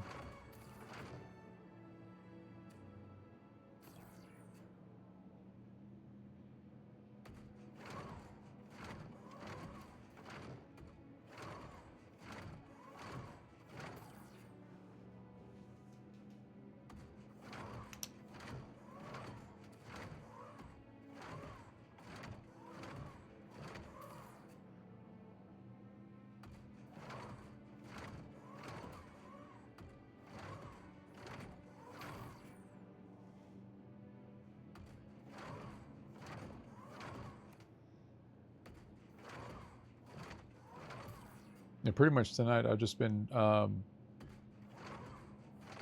of talking through the process from the other night. Because yesterday I was kind of doing the same thing, and somebody jumped on and was helping me out, because I could not get this ship under control for the life of me, and then I completely forgot about one of the main settings that they helped me out with, similar to how you helped me out with iRacing when you jumped in. It was the exact same thing. They knew what the problem was. They said, "Hey man, check this out real quick," and I looked at my settings, changed it, and that solved the problem. And I was like, awesome. People helping people.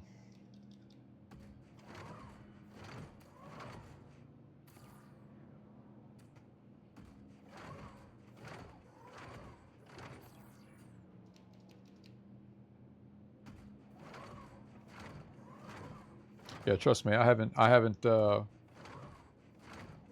after last Monday night stream when I was on, then I spent Tuesday and Wednesday just working on the oval track, and I did the mini stock and worked on my settings on my RS on the Logitech software, and then from there what I did, and that's when I got, I was getting pole position every time, I was getting the qual numbers, and then I got my first win, got the split and all that stuff off of that particular track. But I did that off stream because I just needed to, it's a different kind of rhythm, which I like when I'm streaming.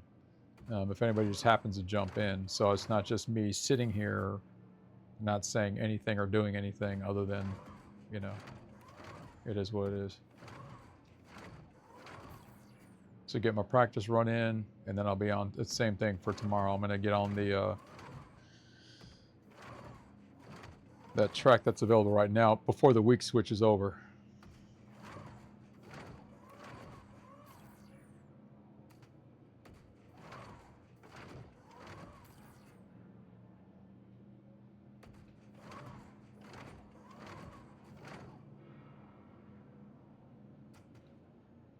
All right, now before I go any further, now it's time to so now I'm fine tuning process here a little bit. So what I'm going to do, that's not the one I want, that's the one I want.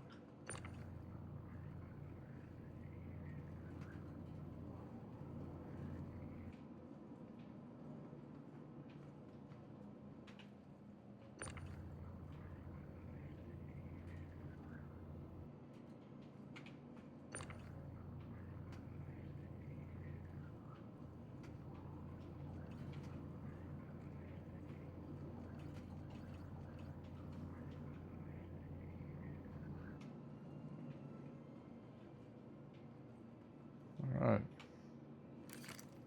Gave me space for 4 more, and then the rest of that stuff's going to come it's actually going to come to right about here, almost to the edge. And then we're going to take off for Levski.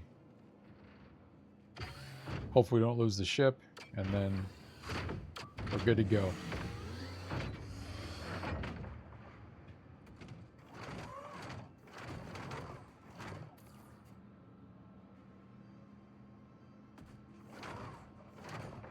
The only other thing that I don't get about Twitch, and I know it's just probably it's a me thing, when somebody jumps in on the stream, I have no idea other than like an indicator of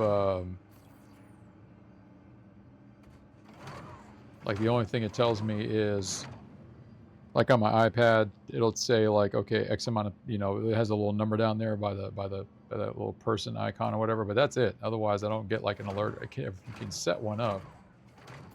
I guess I didn't really look too much into that. So I never know until somebody's actually, they make a comment.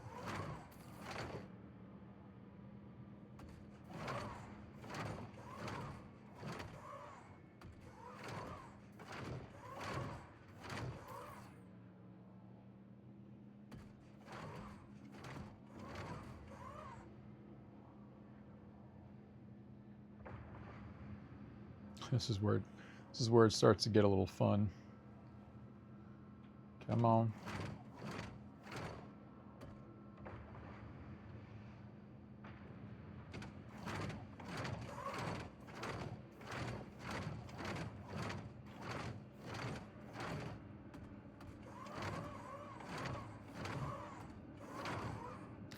I might have to hand jam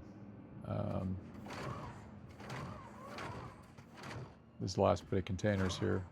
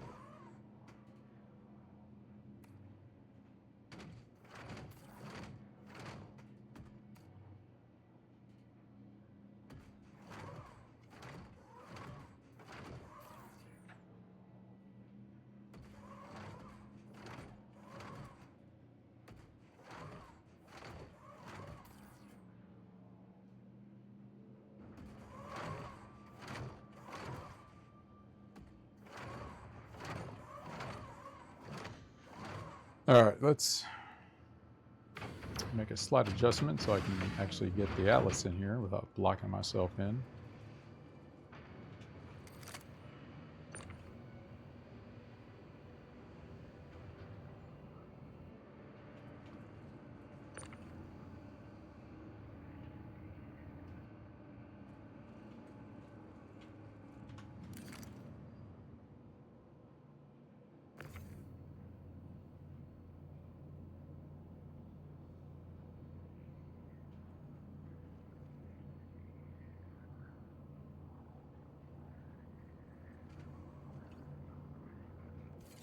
Look at that. Room to spare.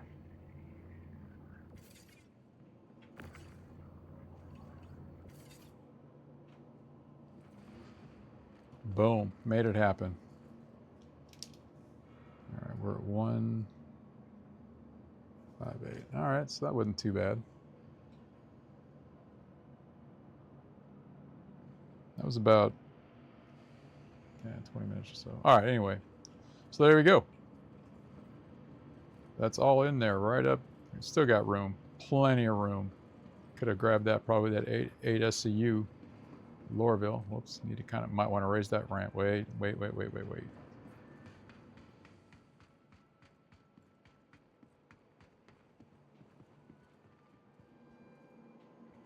Just want to make sure. All right, time to go to Levski. We are just now 2 hours flat. Nice.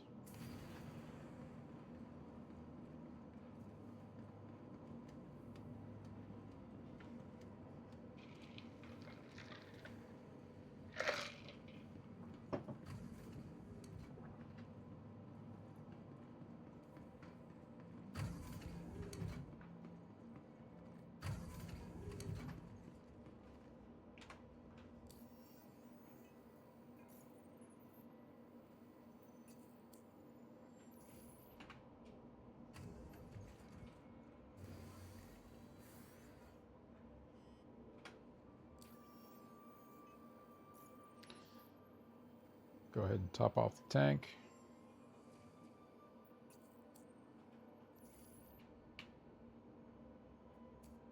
Engines on. Shields off. You are all clear to leave.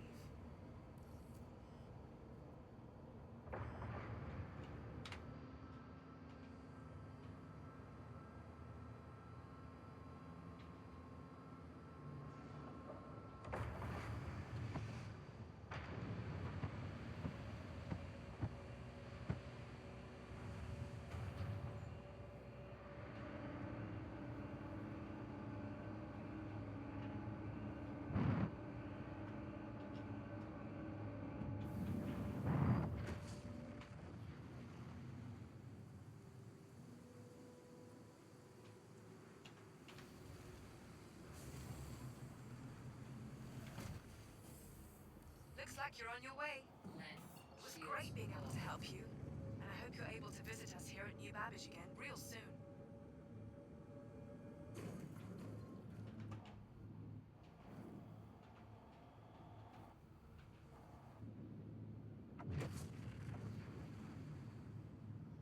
Oh, and I forgot I have my little monitor right here for the yeah, the VTOL, the gear, coupling. Actually, let me make sure that I am in that.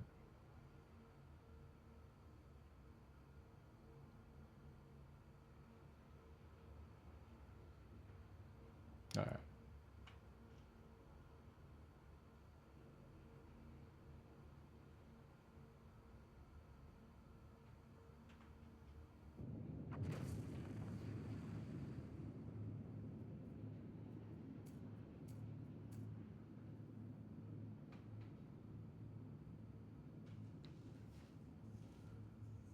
Phew, man.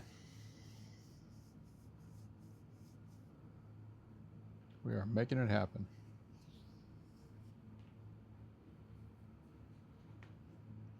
Same with the individual I was just talking to earlier.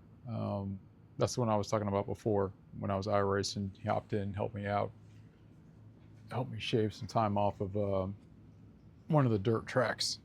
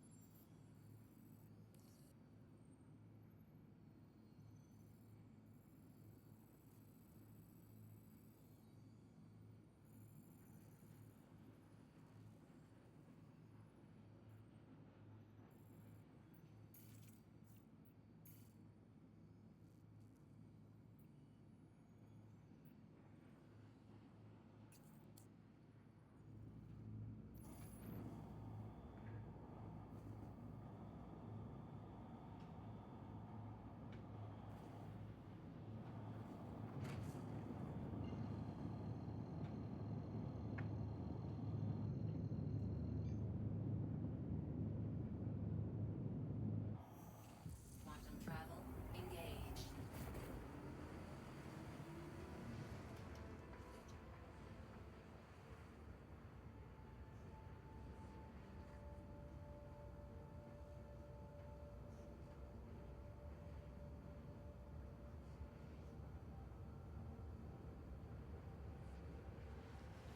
Just jotting down some notes.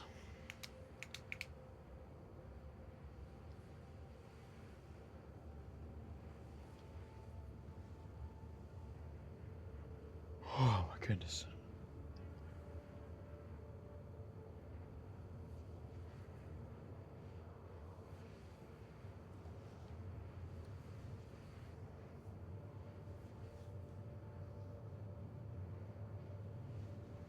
And even if I didn't have to have my prescription glasses with the shades on them, that light that I use is just, that is insane.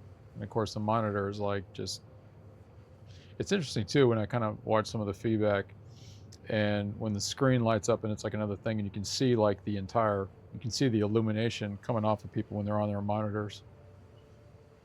But I just use a single light too. It's just and it's on a stand on the shelf that's fastened to the molding, and it's just I think that one's only like a 11-inch one. But I got it faced to the ceiling because this room that I'm in is actually a makeshift. It was a carport, so it's got really low-hanging ceiling. So the light itself is only about, I'd say, less than a foot away from the actual ceiling, which is all white, which just kind of helps with, you know, the illumination part of it. So I don't have to have, you know, a bunch of lights doing whatever. I just have one single one, just plug it in, turn it on, and then it does what it needs to do. And if I just happen to use my green screen, so if I want to do my green screen setup, and because I got a frame that I built that I can just makeshift kind of put together, if I want to do like an extra graphic behind me right now, like right now, all of this backdrop, it's just black sheets. It's all it is. And so if I do the green screen and then I can put like another graphic pic behind it, which I do occasionally, but it's just an extra 15 minutes to get all that set up. Because everything has to be like portable, you know, or collapsible, easy to set up, easy to take down. I'm not in a, it's not a situation where I can have like everything like a permanent fix and setup and all that stuff. Always making little adjustments depending on what I'm going to do.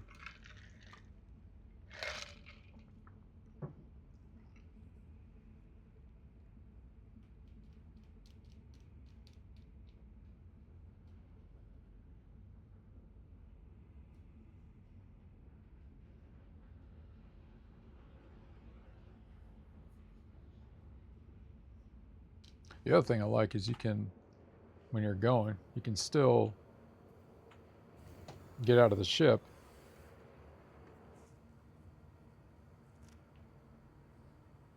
and do stuff if you want to. So I think it's pretty neat. And I forgot where the lights, see, for some odd reason. Oh, there we go. Much better. And then I was looking at the engineering terminal, just kind of seeing what all that was about, which is pretty neat. Just kind of getting used to what the layout looks like, especially for this particular ship, which I can see where that would be.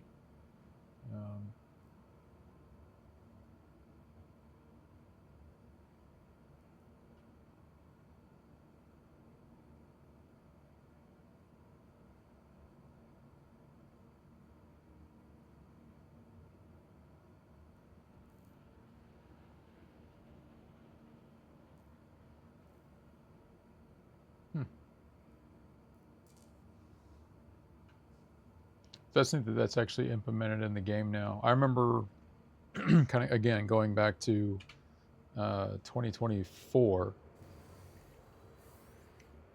rolling into 2025 when they're already kind of talking about the engineering aspect of it. And then, you know, here we are now, 2026, and now we got it. So that's pretty neat.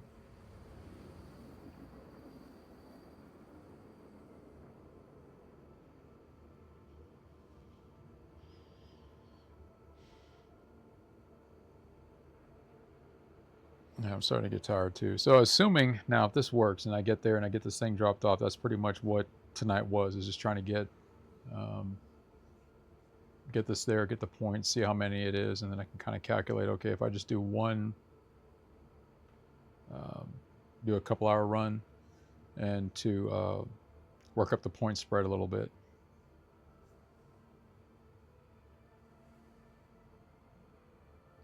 I was all over the place yesterday trying to get this to excuse me, do its thing.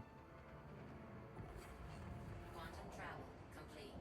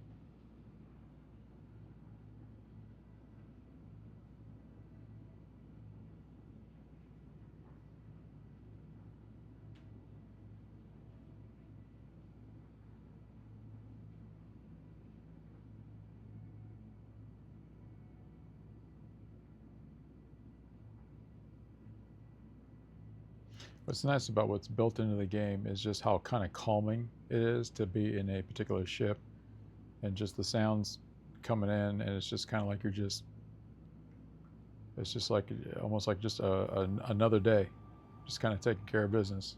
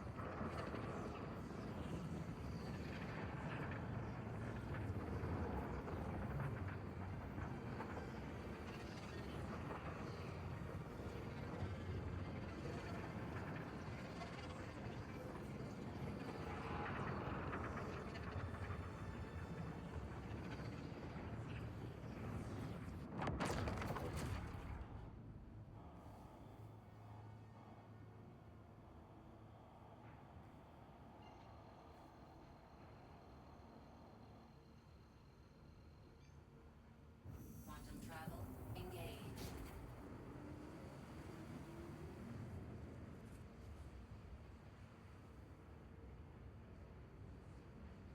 Quantum fuel 50%.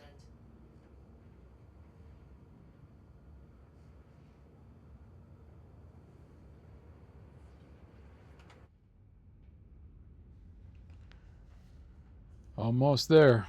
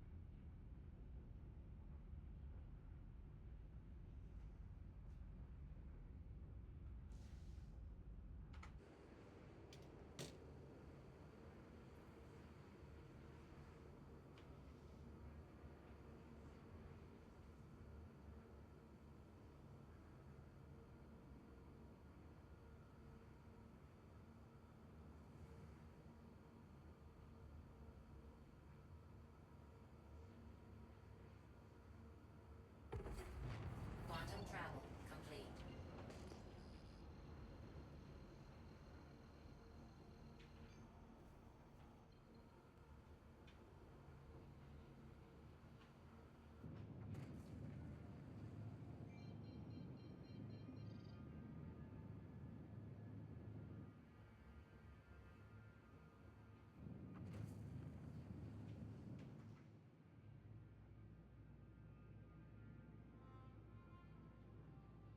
I think that was weird. Almost nailed an asteroid yesterday too.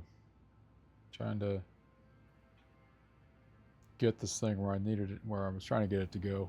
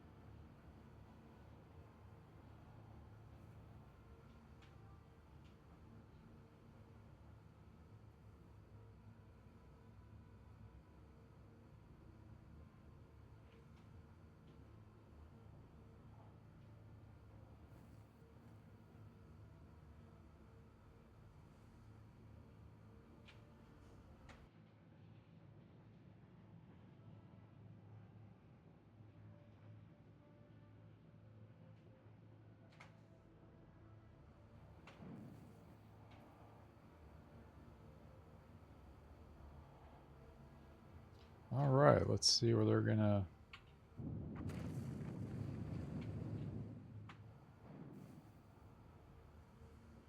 Get me going here.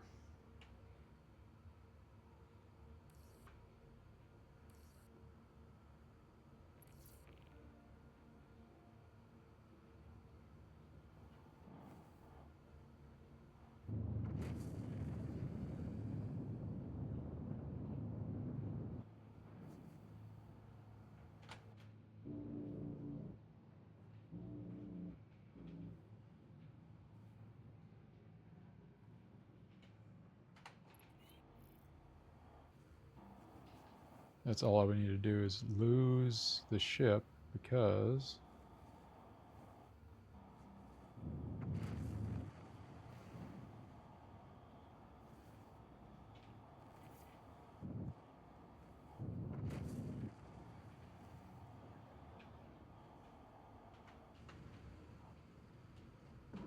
Shields on.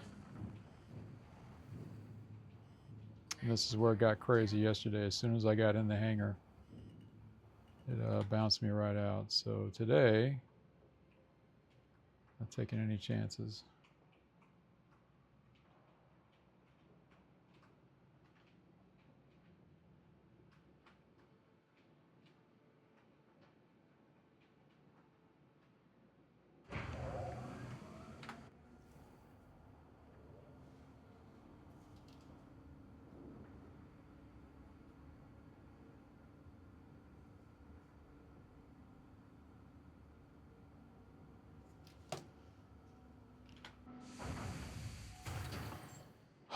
Made it. All right.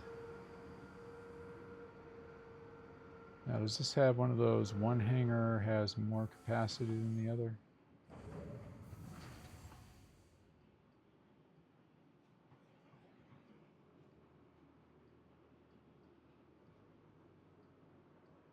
Can't really tell. That's all right. I'm not worried about it at this point.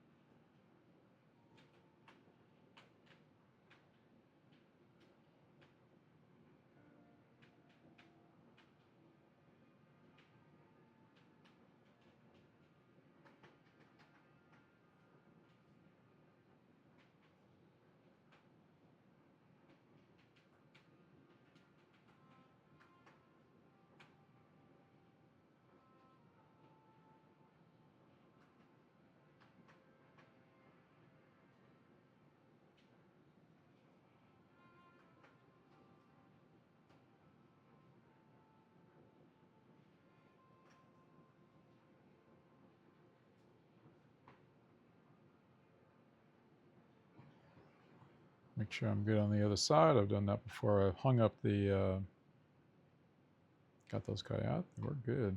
All right.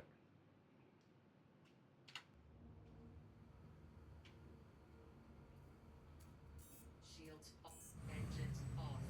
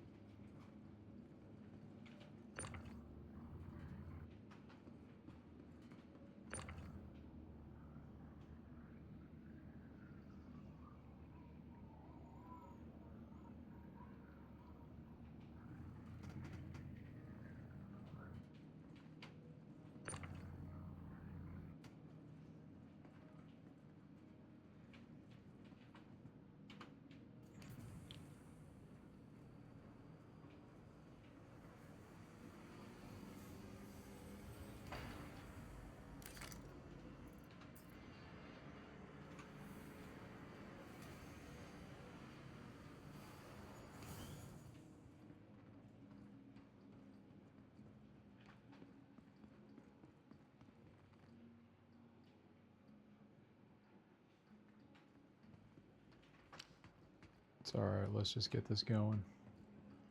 Get this thing unloaded.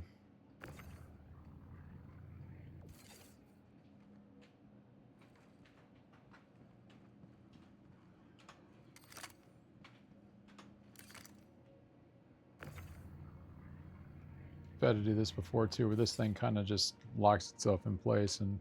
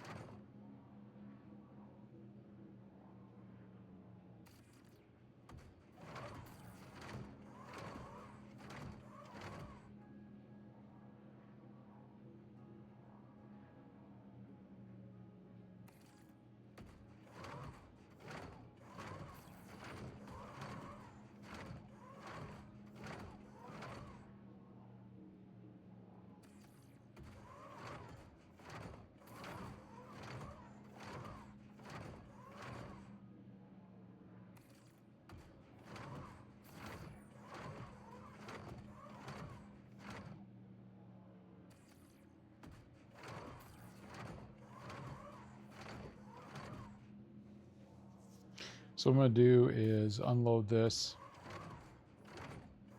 send that down, and then I'll unload the other stuff, and I'll just stack it up, and then we'll.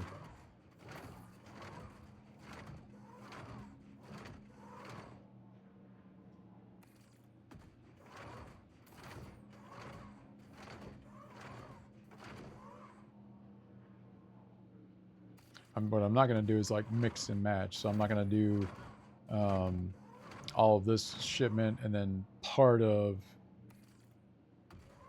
the 4 SCU containers and then drop it down, and it's like, nope. Not going to play that game.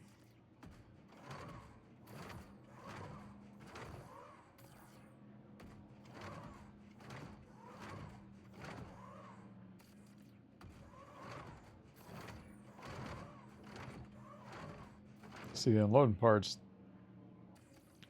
clearly the easiest aspect of it, because you're just turning and dropping.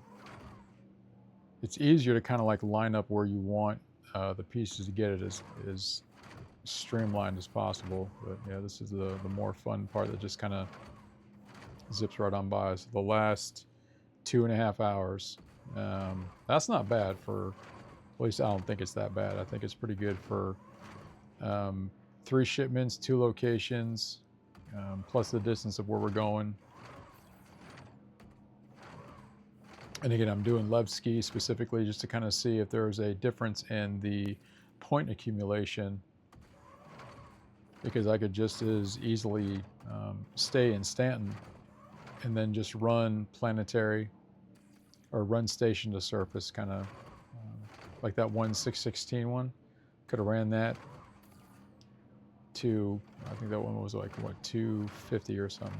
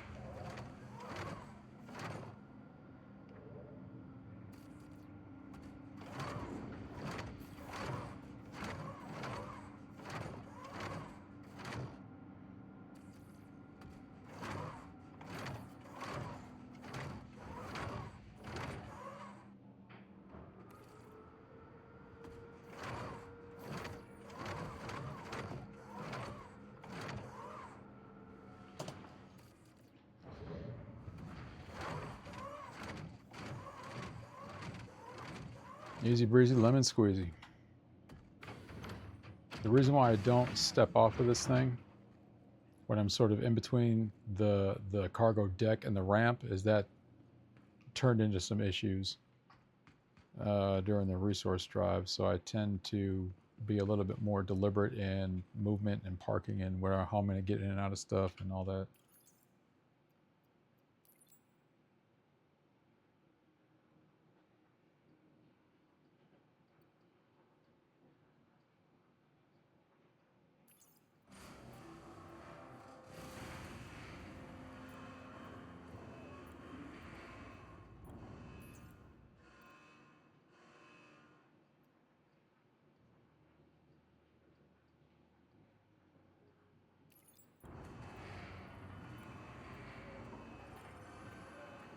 I was waiting for that sound that freaked me out there for a second. All right, let's see. No, yeah, I'll wait. I'll wait till the whole thing's done.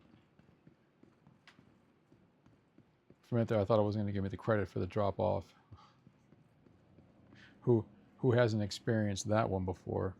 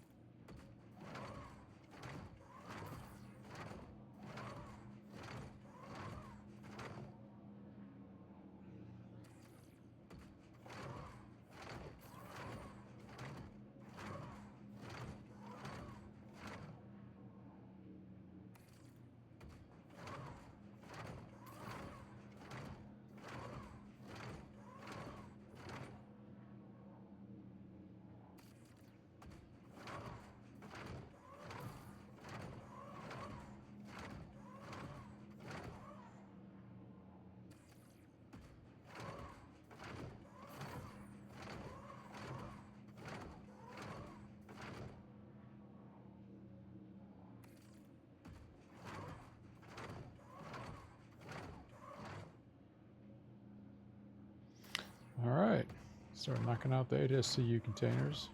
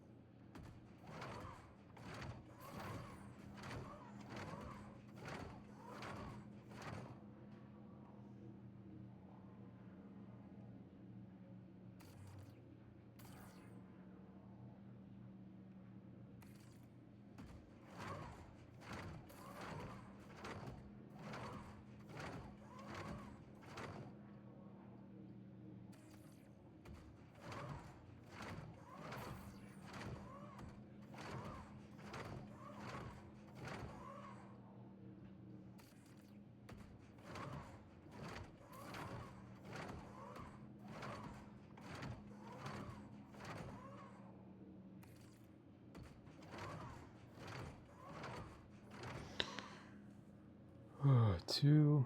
We'll call that. Yeah, 250. So pretty much docked at about. Yeah, so it's maybe about. However long it took me to do that. I'll time it later. I am fading out a little bit, but all right. This is awesome. I was actually able to pull this whole thing off.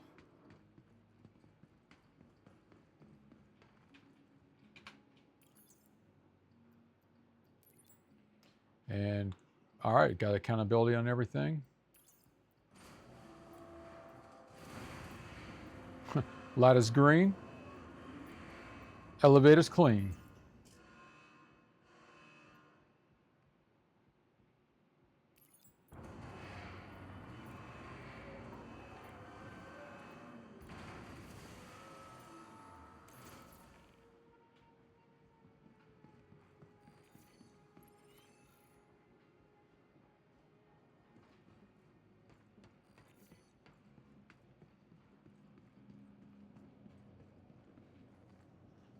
All right, now we were at 1290 point wise.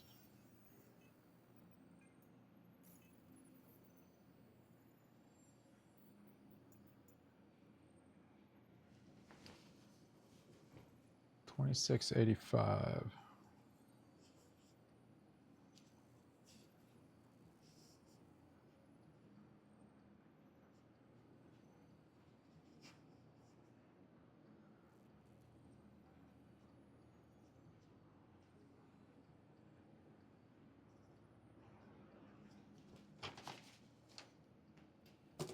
Okay, this is about just under 1400. Okay, that makes sense. There was a channel where I don't remember the name of the channel, but it was kind of the same feedback where something trips to Levski gave you just a little bit more.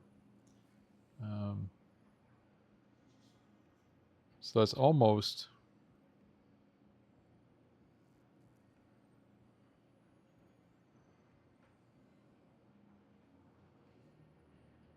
That means that was only about. Oh no, that's about 400. We'll just say like 450 or something, or 425. If that's the case, it's actually easier than to just stay in Stanton and just do runs back, do like big runs back and forth. So what I'll probably do on my off time is do like that big one, like that 616 SCU one for like 2 something, and then drop that off, and then see what kind of individual, or just do one shipment, drop that off in Stanton, and see where the point spread is. Because if that's the case, then staying in Stanton's going to be it's going to save me a lot more time, because then I don't have to travel there, then get to the gateway, then get through, then get here and port, all that stuff, and that's about an extra 10 to 15 minutes right there. So, but at least I know I'm already about a quarter of the way through, whatever that is. I'm not really mathing right now, so, but okay, good stuff. I'm just glad we were able to pull that off. Got some walking around credits, which is nice. Actually, oh, that reminds me. I got 1 second. I'll be right back again.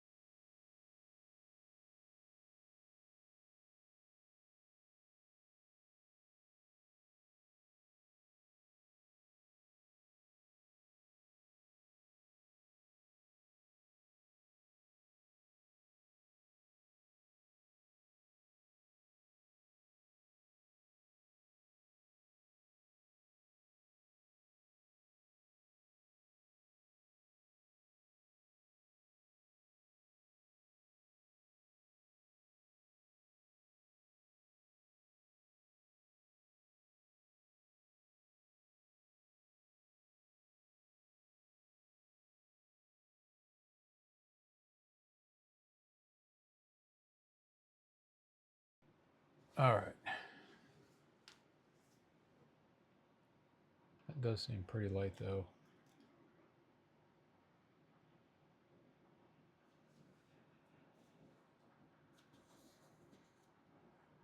Oh, excuse me.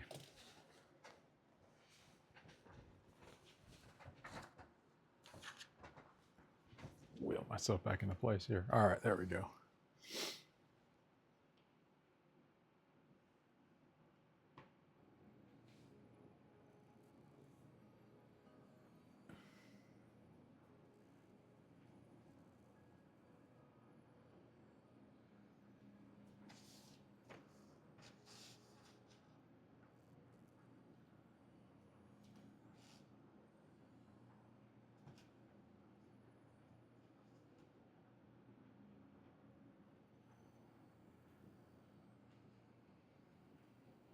All right, so technically all I really need to do is seven more trips, and then I'll have that capped out. So, all right, well, I know my game plan for my off time is to, again, do a Stanton, do like one big single Stanton run just to see how many points that gives me. And if it's still around the 300 mark, then all I got to do is just stay in Stanton and just do big runs back and forth, and then it'll be done.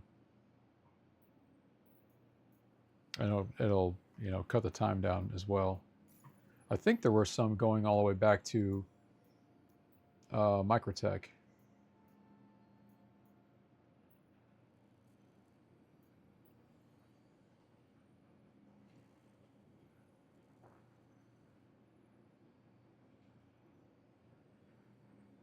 It's 192. Okay, yeah, so these two. You know what I should do since I'm here? I mean, it is 380. Just to head back. Actually, you know what I need to figure out is if this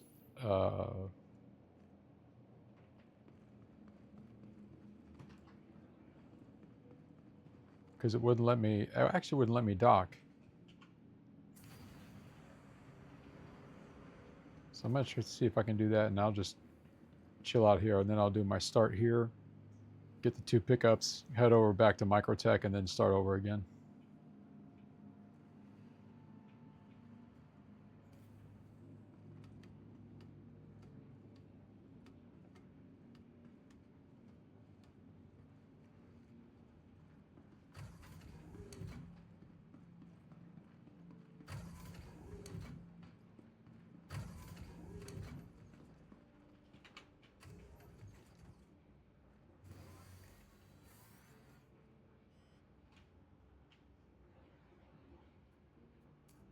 Engines off. Engines.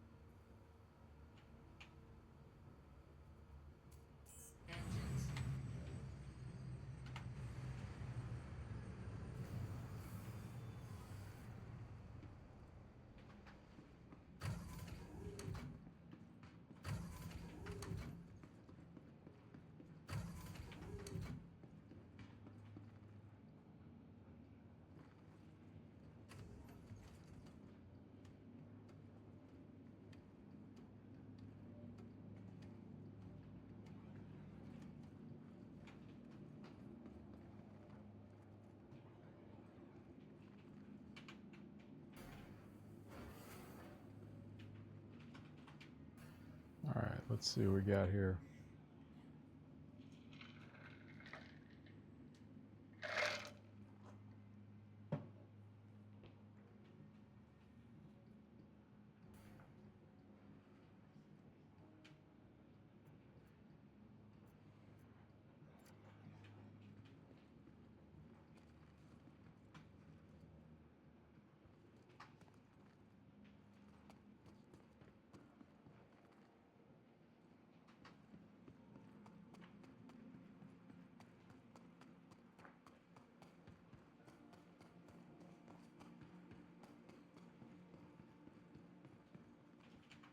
Welcome to the ASOP Vehicle Retrieval System.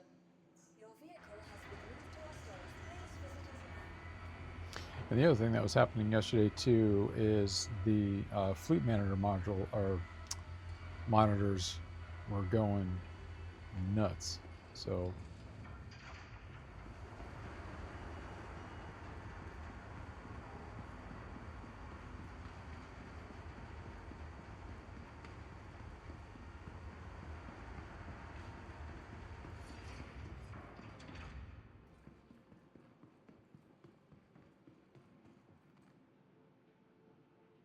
welcome indeed.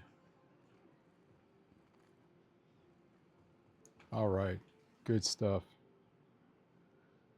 All right, well, this is where I'm definitely going to call it a night. Basically 3 hours flat. Got in, got the ship with no problems. Just kind of like rehash everything. So we got in, got the ship, got the Atlas, figured out what we're going to do, came up with the game plan, got everything loaded up, got 3 full shipments put in.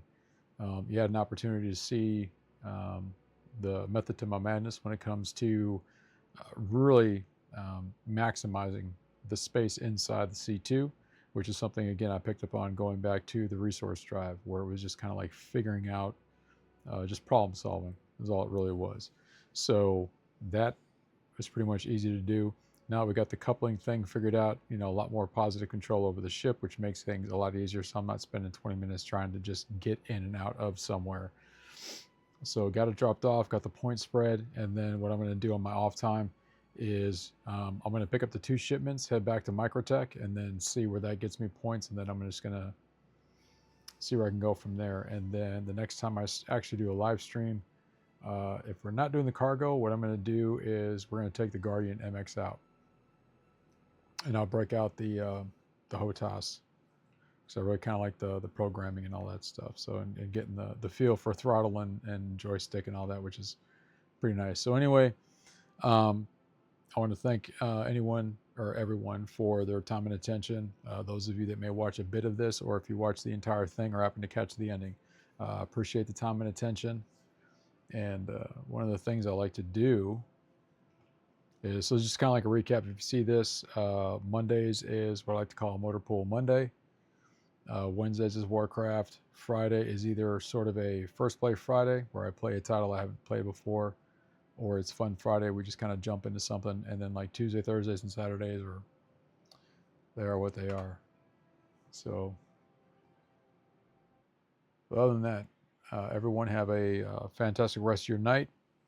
Remember, play with purpose, and I wish you the greatest success in all of your gaming endeavors.